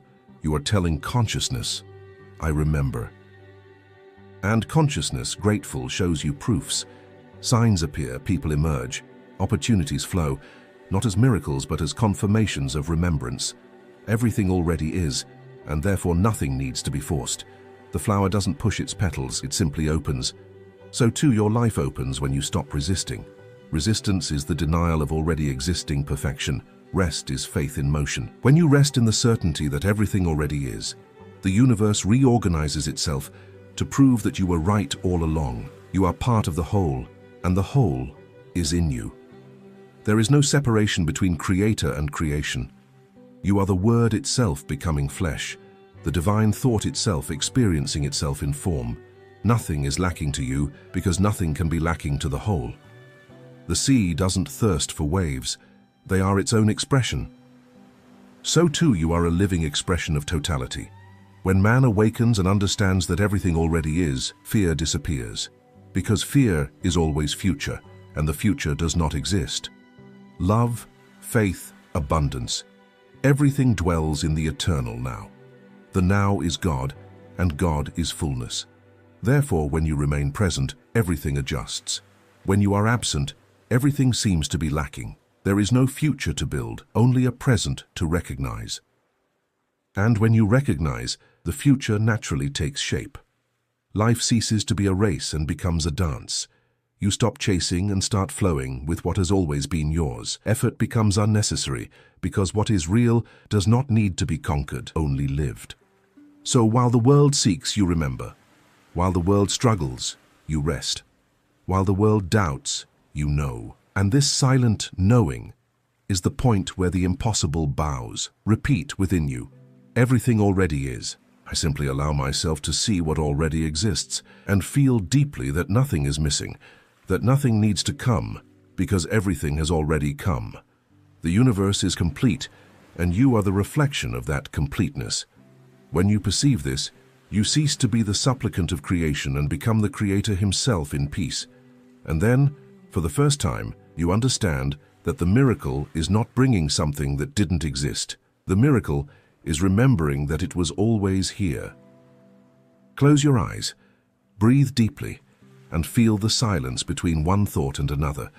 In this instant, the entire universe is within you, quiet, alive, awaiting direction. There is nothing out there that you need to achieve.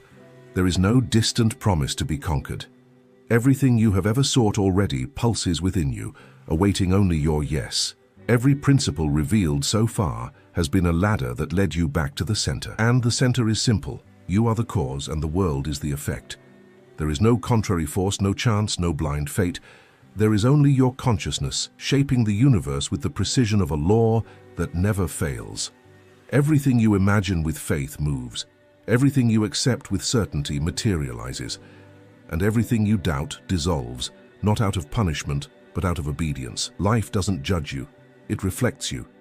And now, knowing this, you are no longer the same. Your responsibility is divine, and so is your freedom. From today, no longer ask the world to understand you.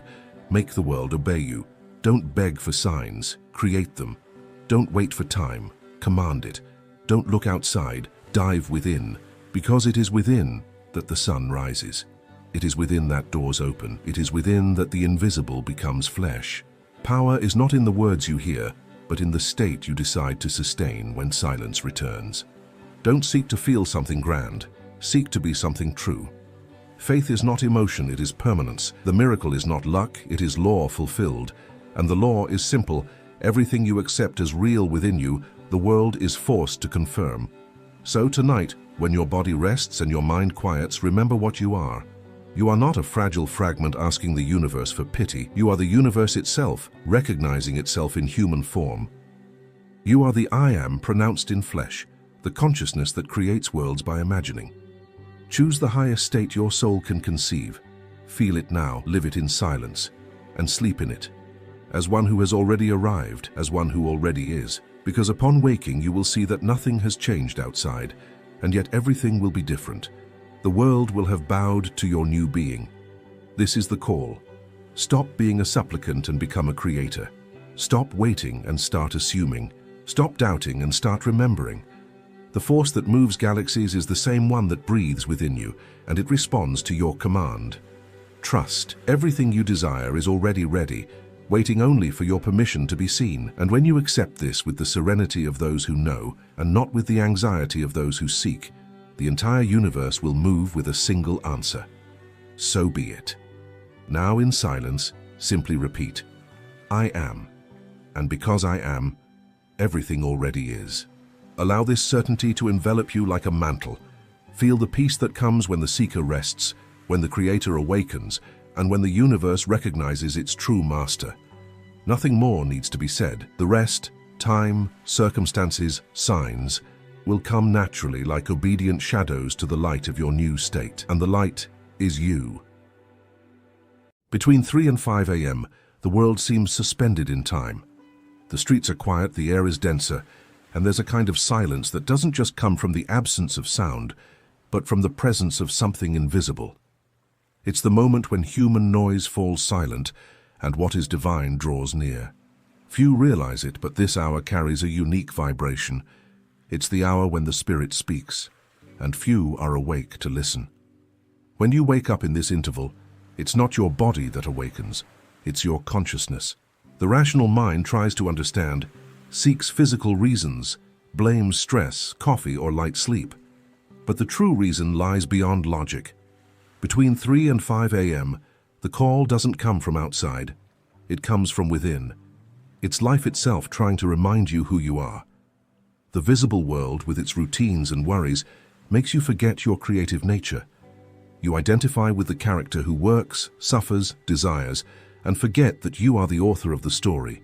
So when sleep is interrupted, it's as if consciousness itself is saying, "Wake up, you've forgotten the power that dwells within you." This moment is sacred. It's the instant when the still, active unconscious meets the awakening conscious. And in this encounter, the portal of creation opens. It's not mysticism, it's law. The same law that governs the sunrise and the movement of the stars also governs the manifestation of your reality. But the ordinary person fears the silence of the early morning. They get up, look at the clock, sigh, and go back to sleep, believing there's nothing there. The awakened person, however, understands that life doesn't awaken anyone by chance, that this hour is not a coincidence, but an invitation to observe, imagine, and create. The body awakens so that the spirit can work. And those who understand this call don't waste the moment. They transform it into power. Because it's in this interval between the world of dreams and the waking world that the invisible field is most malleable. It's when the I am can speak and be heard. When you affirm something in this state, not with words but with feeling, the universe inclines to obey. Waking up between 3 and 5 a.m. is therefore a reminder. The Creator within you still lives, still speaks, and is calling. Not for you to go back to sleep, but for you to finally awaken. The first principle is to understand that waking up between 3 and 5 a.m. is not an interruption of sleep, but a summons from the soul. It's the call of the invisible, asking you to look within. Most people get annoyed, believe it's insomnia, or think of physiological problems, but the ancients knew. When the body rests and the spirit awakens, it's because there's something that wishes to be revealed. At this moment, the mind is between two worlds, the conscious and the unconscious. And at this point of transition, creative power is at its peak. It's the instant when the rational mind, with its doubts and resistances, weakens, and imagination, the true altar of being, takes control. If you awaken at this hour, don't fight against it. Don't rush back to sleep. Close your eyes and turn inward calmly, for there is a reason for the call. Between 3 and 5 a.m., the world's energy is at rest. The collective mental field quiets down, and the waves of human consciousness are more subtle. Therefore, everything imagined during this period penetrates deeper into the invisible substance that forms reality. You become, even if for brief minutes, the artist before the universe's blank canvas. Everything you feel as true in this state begins to take shape in the material world. It's not a moment to ask, it's a moment to assume. Asking comes from lack, and the one who lacks confirms the absence of what they desire. But assumption is born from the awareness that it already is. Therefore, when you wake up at this hour, don't say I want, say I am. You can imagine yourself already living what you seek, not as a future desire, but as something present, real, palpable. Feel the emotions of this reality as if it has already been fulfilled. The secret lies in feeling, because feeling is the pointer that indicates which reality you are inhabiting within yourself. And remember, what is inhabited internally, sooner or later, will be reflected externally. It is also at this hour that fear tries to infiltrate. The silence of the early morning exposes the deepest thoughts, and the mind, accustomed to noise, fears the void. But it is precisely in the void that the Creator manifests. Fear, in this context, is merely the resistance of the old identity trying to survive. If you observe it without reacting, it dissolves. Then what remains is presence, pure consciousness. In this state, you don't need to force, ask, or beg. You just need to feel the truth you wish to embody. Therefore, when you wake up between 3 and 5 a.m., don't flee from this moment. It is a portal, an invitation, and a reminder. Breathe deeply, quiet your body, and say in silence, I am what I choose to be. And let the feeling become flesh, because at this moment, the entire universe listens, and what you declare within yourself becomes law.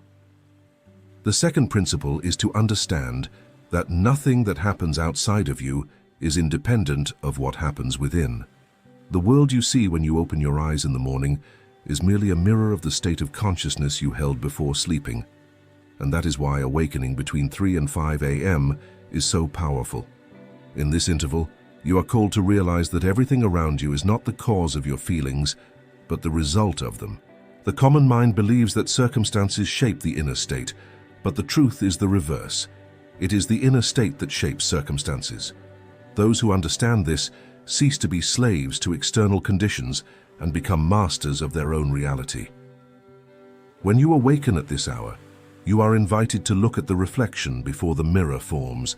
It's like seeing the painting before the artist begins to draw the lines. If you use this moment to observe your thoughts and emotions, you can redirect them before they turn into facts. Everything that repeats within you crystallizes externally. Emotional repetition is the true prayer, and the universe responds not to words, but to the sustained state behind them. If you wake up feeling lack, fear, anger, or doubt, that is what you will continue to create. But if upon awakening you consciously choose a new state of peace, gratitude, abundance, the outer world will begin to reorganize itself around this new vibration. Transformation doesn't happen because you force it, but because you allow the new identity to take the place of the old. This is the difference between trying to change the world and changing the state that creates it. Imagine someone who constantly complains about loneliness, but who, in silence, cultivates the feeling of abandonment. Even if the world brings them people, they will continue to feel alone because they still carry within them the state of absence. Now imagine this same person waking up between 3 and 5 a.m. amidst the silence and choosing to feel the opposite: presence, love, wholeness. They don't say, "One day I will have," but "I am already loved, I am already complete." This feeling, repeated and assumed, begins to shape the world around them. Situations change, people appear, energy transforms. This is how the invisible operates. The exterior is just an echo. Therefore, when you wake up in the middle of the night, don't seek answers outside. Turn inward, for it is there that the seed of reality is being planted. If you change the state, you change the reflection. And what once seemed like chance, destiny, or coincidence reveals itself to be what it always was, the exact result of what you silently sustained. The third principle is the power of silence. Between 3 and 5 a.m. the world sleeps, voices cease, and agitation dissolves. It's the instant when the Creator speaks, but not in words, in vibrations. Those who awaken at this hour are before one of creation's greatest secrets, the power of inner silence. While the ordinary person fears the void and seeks noise to distract themselves from themselves, the awakened person understands that reality is shaped in silence.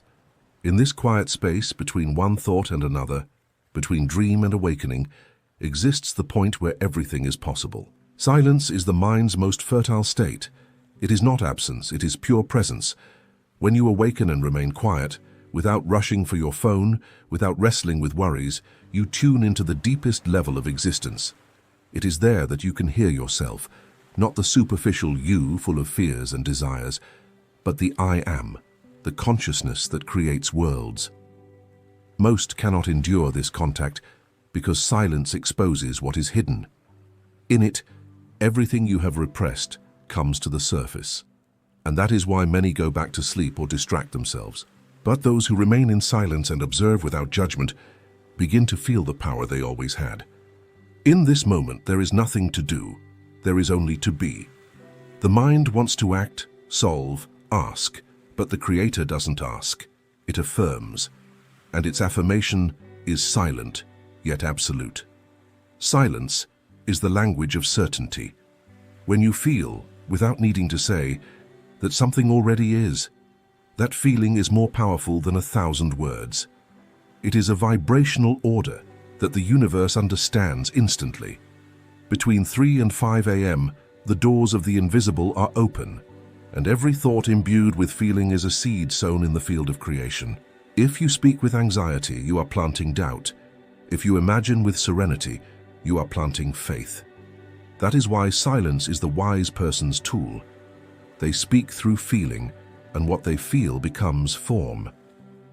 When you wake up at this hour, don't rush to pray with words, I pray with consciousness. Don't ask to change the world. Be the change within yourself. Breathe, feel, and remain quiet. Let silence speak for you. For true power doesn't shout, it vibrates. And when the universe feels it, it responds. The silence of the early morning is the echo of your own divinity calling you back home. Those who understand this never fear the dark again, because they discover that the dark is the womb of all light. The fourth principle is detachment. It is at this point that many stumble because the human mind wants to control everything, even miracles. When awakening between 3 and 5 a.m., the ordinary person tries to understand the why of everything. Why did I wake up? Guys, why is this happening to me? What should I do now? This need for explanation is the resistance that prevents you from feeling the power. Creation doesn't happen through control, but through surrender. Detachment isn't giving up, it's trusting. It's letting go of the weight of expectation and resting in the certainty that the invisible is already working in your favor. When you cling to doubt, you tell the universe you still don't believe, but when you let go, you declare that it already is. Attachment comes from the fear of losing. Detachment comes from the awareness of possessing. And those who know they already possess don't need to watch or measure or ask when anymore. They simply are. This is the true rest of the Creator. Between 3 and 5 a.m., when the body awakens and the mind wonders why, choose not to resist. Let the moment happen. Feel the energy that woke you and welcome it as a sign that something greater is moving. If worried thoughts arise, don't fight them. Observe them as one watches clouds passing. What you observe without identifying with it dissolves. And what remains is presence, pure consciousness. Detachment is faith in action. Faith is not believing something will happen. It's knowing that it has already happened on the invisible plane and merely awaiting its reflection in the visible. When you detach from the when and the how, you open space for the flow of creation to act without interference. Fear obstructs the process. Trust accelerates it. It's like planting a seed. Those who dig up the soil constantly to see if it's germinating prevent it from growing. The true Creator plants, waters with feeling, and lets time play its part. In this sacred hour, detachment is the most powerful gesture. It is not passivity, it is mastery. It is the recognition that power rests within you, and that the world will respond at the right moment. When you awaken and decide to trust, the universe begins to align everything to manifest what has already been created in imagination. And then, what once seemed distant begins to draw near, not through effort, but through resonance. Therefore, when the call comes and you open your eyes in the darkness, do not seek to control. Breathe in, feel and say in silence, "It is done," and return to peace. Because those who know it already do not beg, do not wait, do not fear. They simply live in the quiet certainty that everything assumed in the invisible is already being prepared to appear at the exact time. The fifth principle is surrender. After assuming the desired state and releasing control, the supreme gesture of faith remains: rest. True surrender is not resignation. It is power at rest. When you awaken between 3 and 5 a.m., feel the call, imagine, feel, and then let go. You don't look for signs, don't question if it worked, don't expect an immediate answer. You just trust. Surrender is the seal of creation. It is the instant when you recognize that the work has already been done, not externally, but internally. It is the point where the Creator rests, and the universe begins to move in obedience to the state you sustained. The human mind wants to participate in everything, wants to prove, wants to see. But the spirit knows that vision comes after faith, not before. To surrender is to allow the invisible to act without interference. It is to stop trying to push the river and let it follow its natural course. When you feel with certainty and surrender with serenity, you create the perfect environment for the miracle to happen. Doubt is noise, surrender is silence. And it is in this silence that creation flourishes. You might feel in that moment of early morning a deep peace or even a slight emptiness. This is the sign that control has dissolved. It is the exact moment when the invisible begins to work. But if you try to observe the process, it hides. If you let it be, it reveals itself. The secret is to act as someone who has already received. Just as a child fully trusts they will be cared for, you too must rest in the certainty that everything is being provided. When returning to sleep after this moment, do so with gratitude, not as one who waits, but as one who celebrates. The sleep after surrender is powerful because it seals the impression in the subconscious. It's like signing a contract with the universe saying, "I have accepted, it is done." And upon awakening in the morning, act in a manner consistent with the state you assumed. Do not contradict with words or actions what you decreed in silence. Surrender is the final point of creative prayer. It is the gesture of one who has understood that power lies not in asking but in knowing. When you surrender, you let the universe do what only it can do, reorganize circumstances to reflect what has already been conceived within you. It is in this rest that magic happens. Therefore, the next time you awaken between 3 and 5 a.m., follow the complete cycle. Recognize the call, imagine, feel, detach, and surrender. After that, seek no more.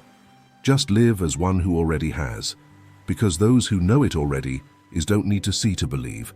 They rest, and the invisible hastens to fulfill what was decreed in silence.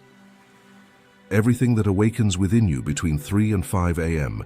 is not by chance. It is a remembrance. It is the silent call of your true nature, asking you to return to the place you never left, the creative center of your own consciousness. The world has taught you to seek outside what was always within, to chase after signs, promises, and proofs, when all you needed was to quiet yourself and realize that power never left you. It was merely obscured by haste, doubt, and fear. But now, by understanding what this awakening means, you have the chance to return to yourself. Life does not awaken the sleeping without purpose. If the silence of the early morning calls you, it is because there is something within you ready to be born. This is the moment to remember that every thought is a seed, every feeling is an order, and every state is a creation in progress. Everything that is assumed internally begins, inevitably, to express itself externally. The visible is merely the shadow of the invisible, and the invisible responds to what you are, not to what you say you want. Therefore, no longer beg for external changes. Do not wait for the world to bow so that you may believe. Command in silence, with certainty and love. Reality does not resist one who has already decided to be. When you rise within, the entire universe reorganizes around you. The sun rises not only in the sky but within your own chest, and from that moment on, nothing is a coincidence. Everything is a response. So, the next time you awaken between 3 and 5 a.m., do not fear, do not question, do not lament. Recognize the call is yours, the power is yours, creation is yours. Close your eyes, breathe, and feel what you wish to already be real. And then, just rest. Because the universe, obedient and precise, has already heard your silent voice. Everything you decreed in faith has already begun to move toward you. Reality does not need permission, only command. And the most powerful command that exists is that of the quiet certainty of one who knows that everything already is and is within. Look into my mind's eye and grasp this with seriousness. The mirror was never just glass and reflection. It is a symbolic portal, a boundary between the visible and the invisible, between what you believe yourself to be and what you dare to claim. When you stand before it, you're not just looking at a face marked by time or life's events. You are faced with the opportunity to see the state you choose to inhabit. The mirror doesn't show you who you are today, but who you decide to be from within. This is the essence of the techniques. The mirror technique is not a childish trick, nor an empty ritual. It is a call to discipline, to the courage to affirm without wavering, and to the silence of one who needs no external approval. Because before the mirror, you don't speak to others, you speak to the invisible, which is the origin of all forms. A single word, chosen and repeated with authority, can rewrite your destiny. It is not the number of phrases, but the intensity of the assumed state that makes reality bend. And I tell you, that word is now, is. Because everything you desire doesn't belong to an uncertain tomorrow, nor a distant horizon. It is here. It already exists. It has already been given. When you pronounce now, you are not pleading for something that might come. You are commanding the universe to obey what is already yours by divine right. By saying now, you cancel waiting. You destroy the illusion of time that imprisons the human mind. You declare that abundance does not need to be sought because it is already within you. You affirm that love, healing, prosperity, or any other desire do not depend on external circumstances, but only on the state you assume in silence. That is why you must keep this word a secret. If you share it before it takes root, you divide the energy, you weaken the seed. But when you keep it, it creates deep roots in the invisible, and sooner or later, the invisible becomes flesh. There were those who practiced this technique with absolute conviction, repeating "now" before the mirror as one seals a decree. And in just 7 days, something that seemed impossible happened. $50,000 came to this person as a natural response to the assumed state. It was not chance, it was not luck, it was not an external miracle. It was the law obeying the internal command. The law does not ask if you deserve it, nor does it calculate if it is possible. It merely reflects what you maintain. Therefore, understand this. Each time you stand before the mirror and pronounce "now," do not make it a trial but a certainty. Don't say it to test, say it to decree. Don't use it as a fragile wish, use it as a firm command. The mirror reflects not the face you have, but the state you assume. And when you assume it with conviction, the world outside has no choice. It bends and obeys. The first principle is this: everything you see out there is merely a shadow of what you have already accepted within yourself. This means that the external world has no power of its own. It merely reflects, like a larger mirror, what you have decided to maintain in your imagination. Most people look at circumstances as if they were solid, definitive, as if they represented immutable truth. But I tell you, they are just shadows, fleeting forms that obey the inner state. It is like the reflection of a flame projected onto a wall. The wall may seem real, the shadow may seem alive, but nothing happens there that has not first been commanded by the light that projects it. Such is your life. When you look at debts, failures, illnesses, or loneliness and believe that is all there is, you become a prisoner of the shadows. But when you understand that these external scenarios are merely projections of assumed states, you awaken to your power to change the light. Before the physical mirror, this truth is revealed with even greater force. There you see not only the face that time has molded, but the direct reflection of how you perceive yourself. If you look at yourself and see weakness, it is that image that expands into the world. If you look at yourself and see defeat, it is that same vibration that finds support out there. But if you dare to see yourself as a winner, as abundant, as complete, then inevitably reality begins to bend. The word "now" enters here like a hammer that breaks delay.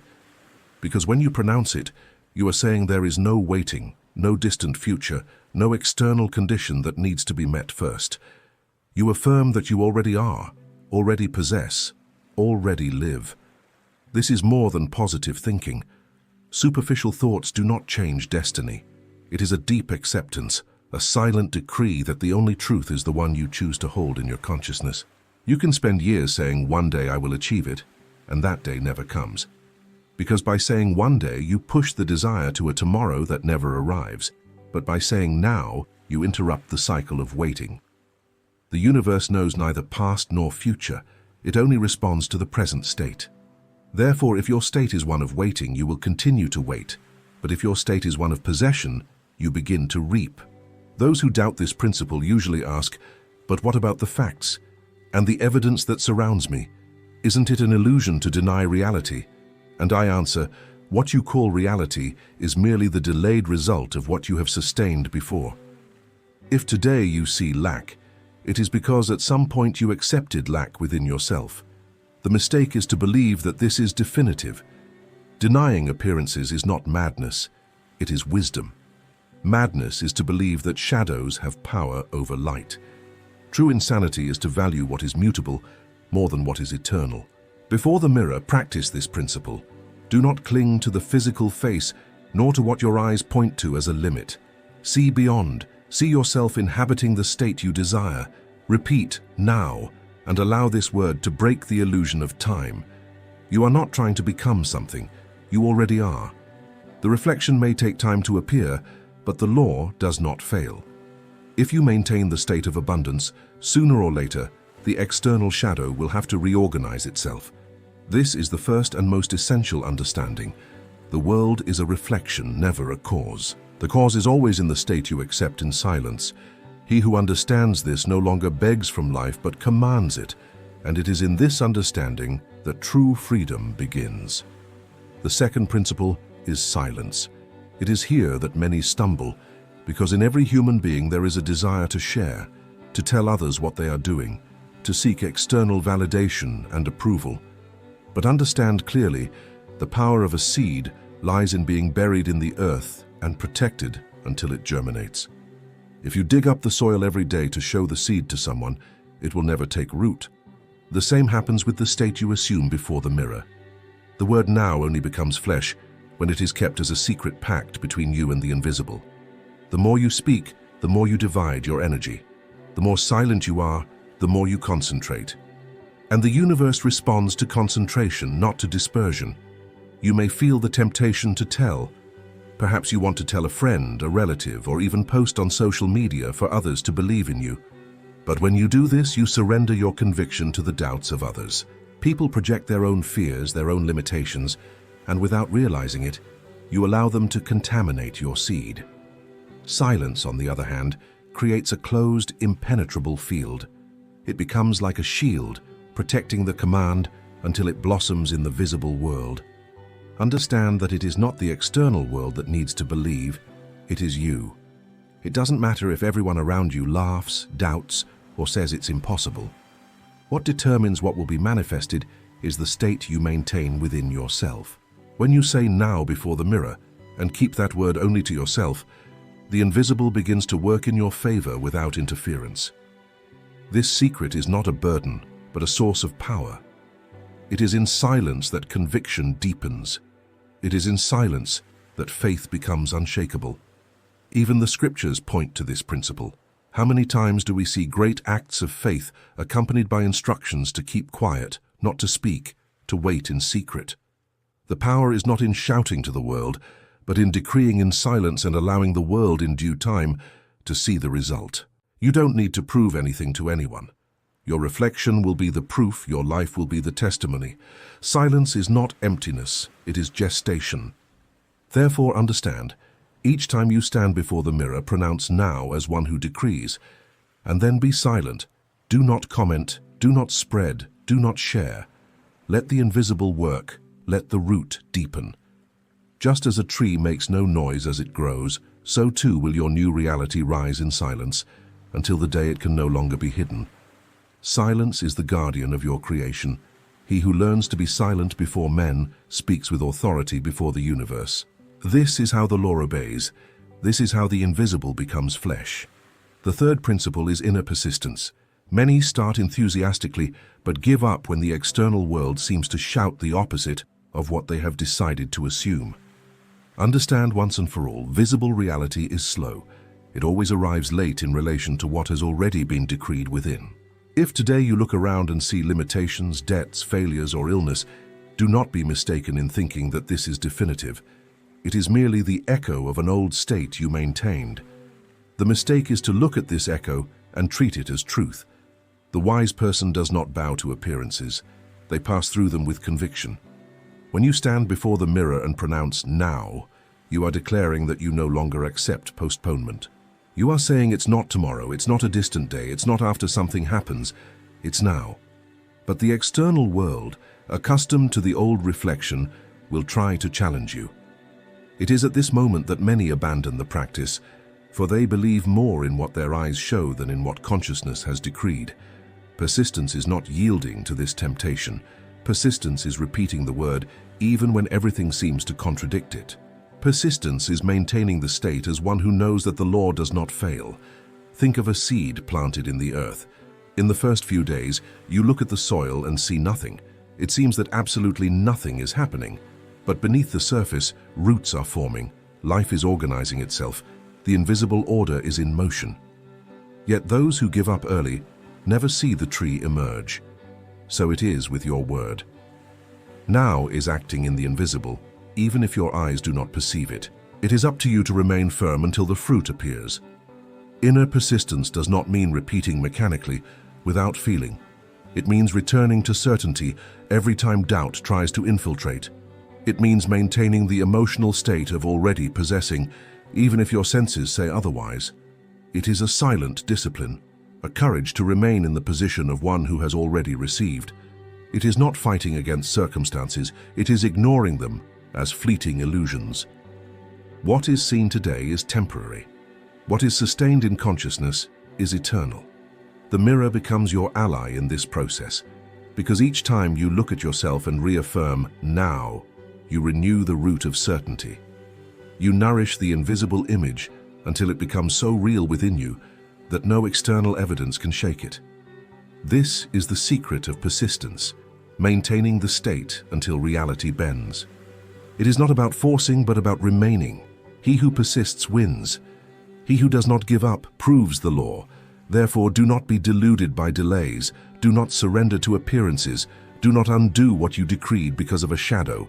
Continue, insist, remain firm in the invisible, because the invisible has already obeyed. The visible has just not caught up yet. To persist is to hold victory in silence until the world with no alternative must display it. This is the strength of the third principle. The fourth principle is emotion. Many believe that simply repeating a word, as if it were an empty mantra, will cause transformation to happen on its own. But the law does not respond to hollow words. It responds to the inner state. The word is merely the key that opens the door. What passes through is the emotion you sustain. When you stand before the mirror and pronounce now, you should not do so coldly or mechanically. You need to involve your whole body, whole mind, and whole soul in that instant, as if you were already living the desired reality. It is the vibration of feeling that imprints the decree upon the invisible. Imagine for a moment that what you desire is already yours. Close your eyes behind the word and feel the relief of one who has already won. Breathe as one who already possesses what seemed impossible. Walk around the room as if you were someone already inhabiting abundance. When you say now and allow your heart to race, your skin to feel the vibration, your voice to carry authority, you are not just speaking, you are transforming yourself. The mirror becomes a witness to your new identity. Emotion is the seal that authenticates the command. Without it, the decree is fragile and can be erased by doubt. With it, the decree fastens like a deep root, impossible to be torn out. That is why you should not treat this moment as an automatic repetition, but as a sacred encounter with yourself. Each time you pronounce now, make it a complete experience. Mentally see the images of what you desire. Hear the sounds of the life you are already living. Feel in your body the pleasure and joy of having achieved it. It doesn't matter if it's not yet physically before you. What matters is that it has already become real within. This is how the law works.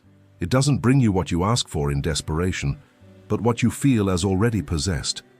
He who feels lack receives more lack. He who feels fear attracts more fear, but he who feels fullness inevitably calls fullness to himself. Emotion is the language that the invisible understands. It does not lie, does not pretend, does not invent. If within you there is gratitude and certainty, this echoes in the universe as an undeniable command. Therefore, when you are before the mirror, don't just say, now. Feel it. Let this word ignite your heart. Let your breathing change, your body respond, your mind settle. With each repetition, do not ask, declare. Do not plead, command. The secret is not in how many times you pronounce it, but in how deeply you feel it. Because the external world is not moved by memorized phrases, but by felt conviction. Emotion is the fire that gives life to the decree, and without fire, no creation sustains itself. The fifth principle is absolute trust. This is where many fail, because they want to control not only what they desire, but also how and when it should manifest. The anxious mind insists on calculating paths, observing external signs, checking if it's already working.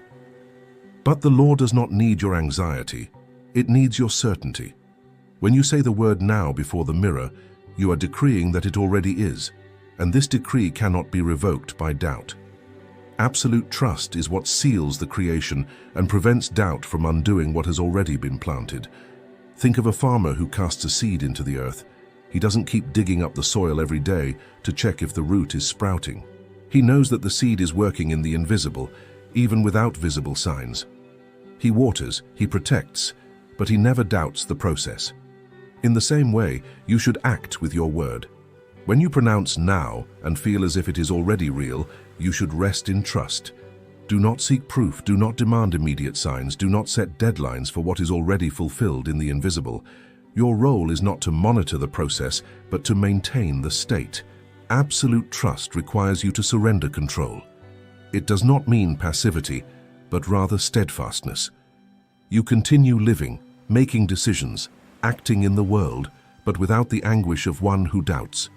You know that it is already done, even if your eyes have not yet seen it. This knowing is what accelerates manifestation. He who doubts paralyzes.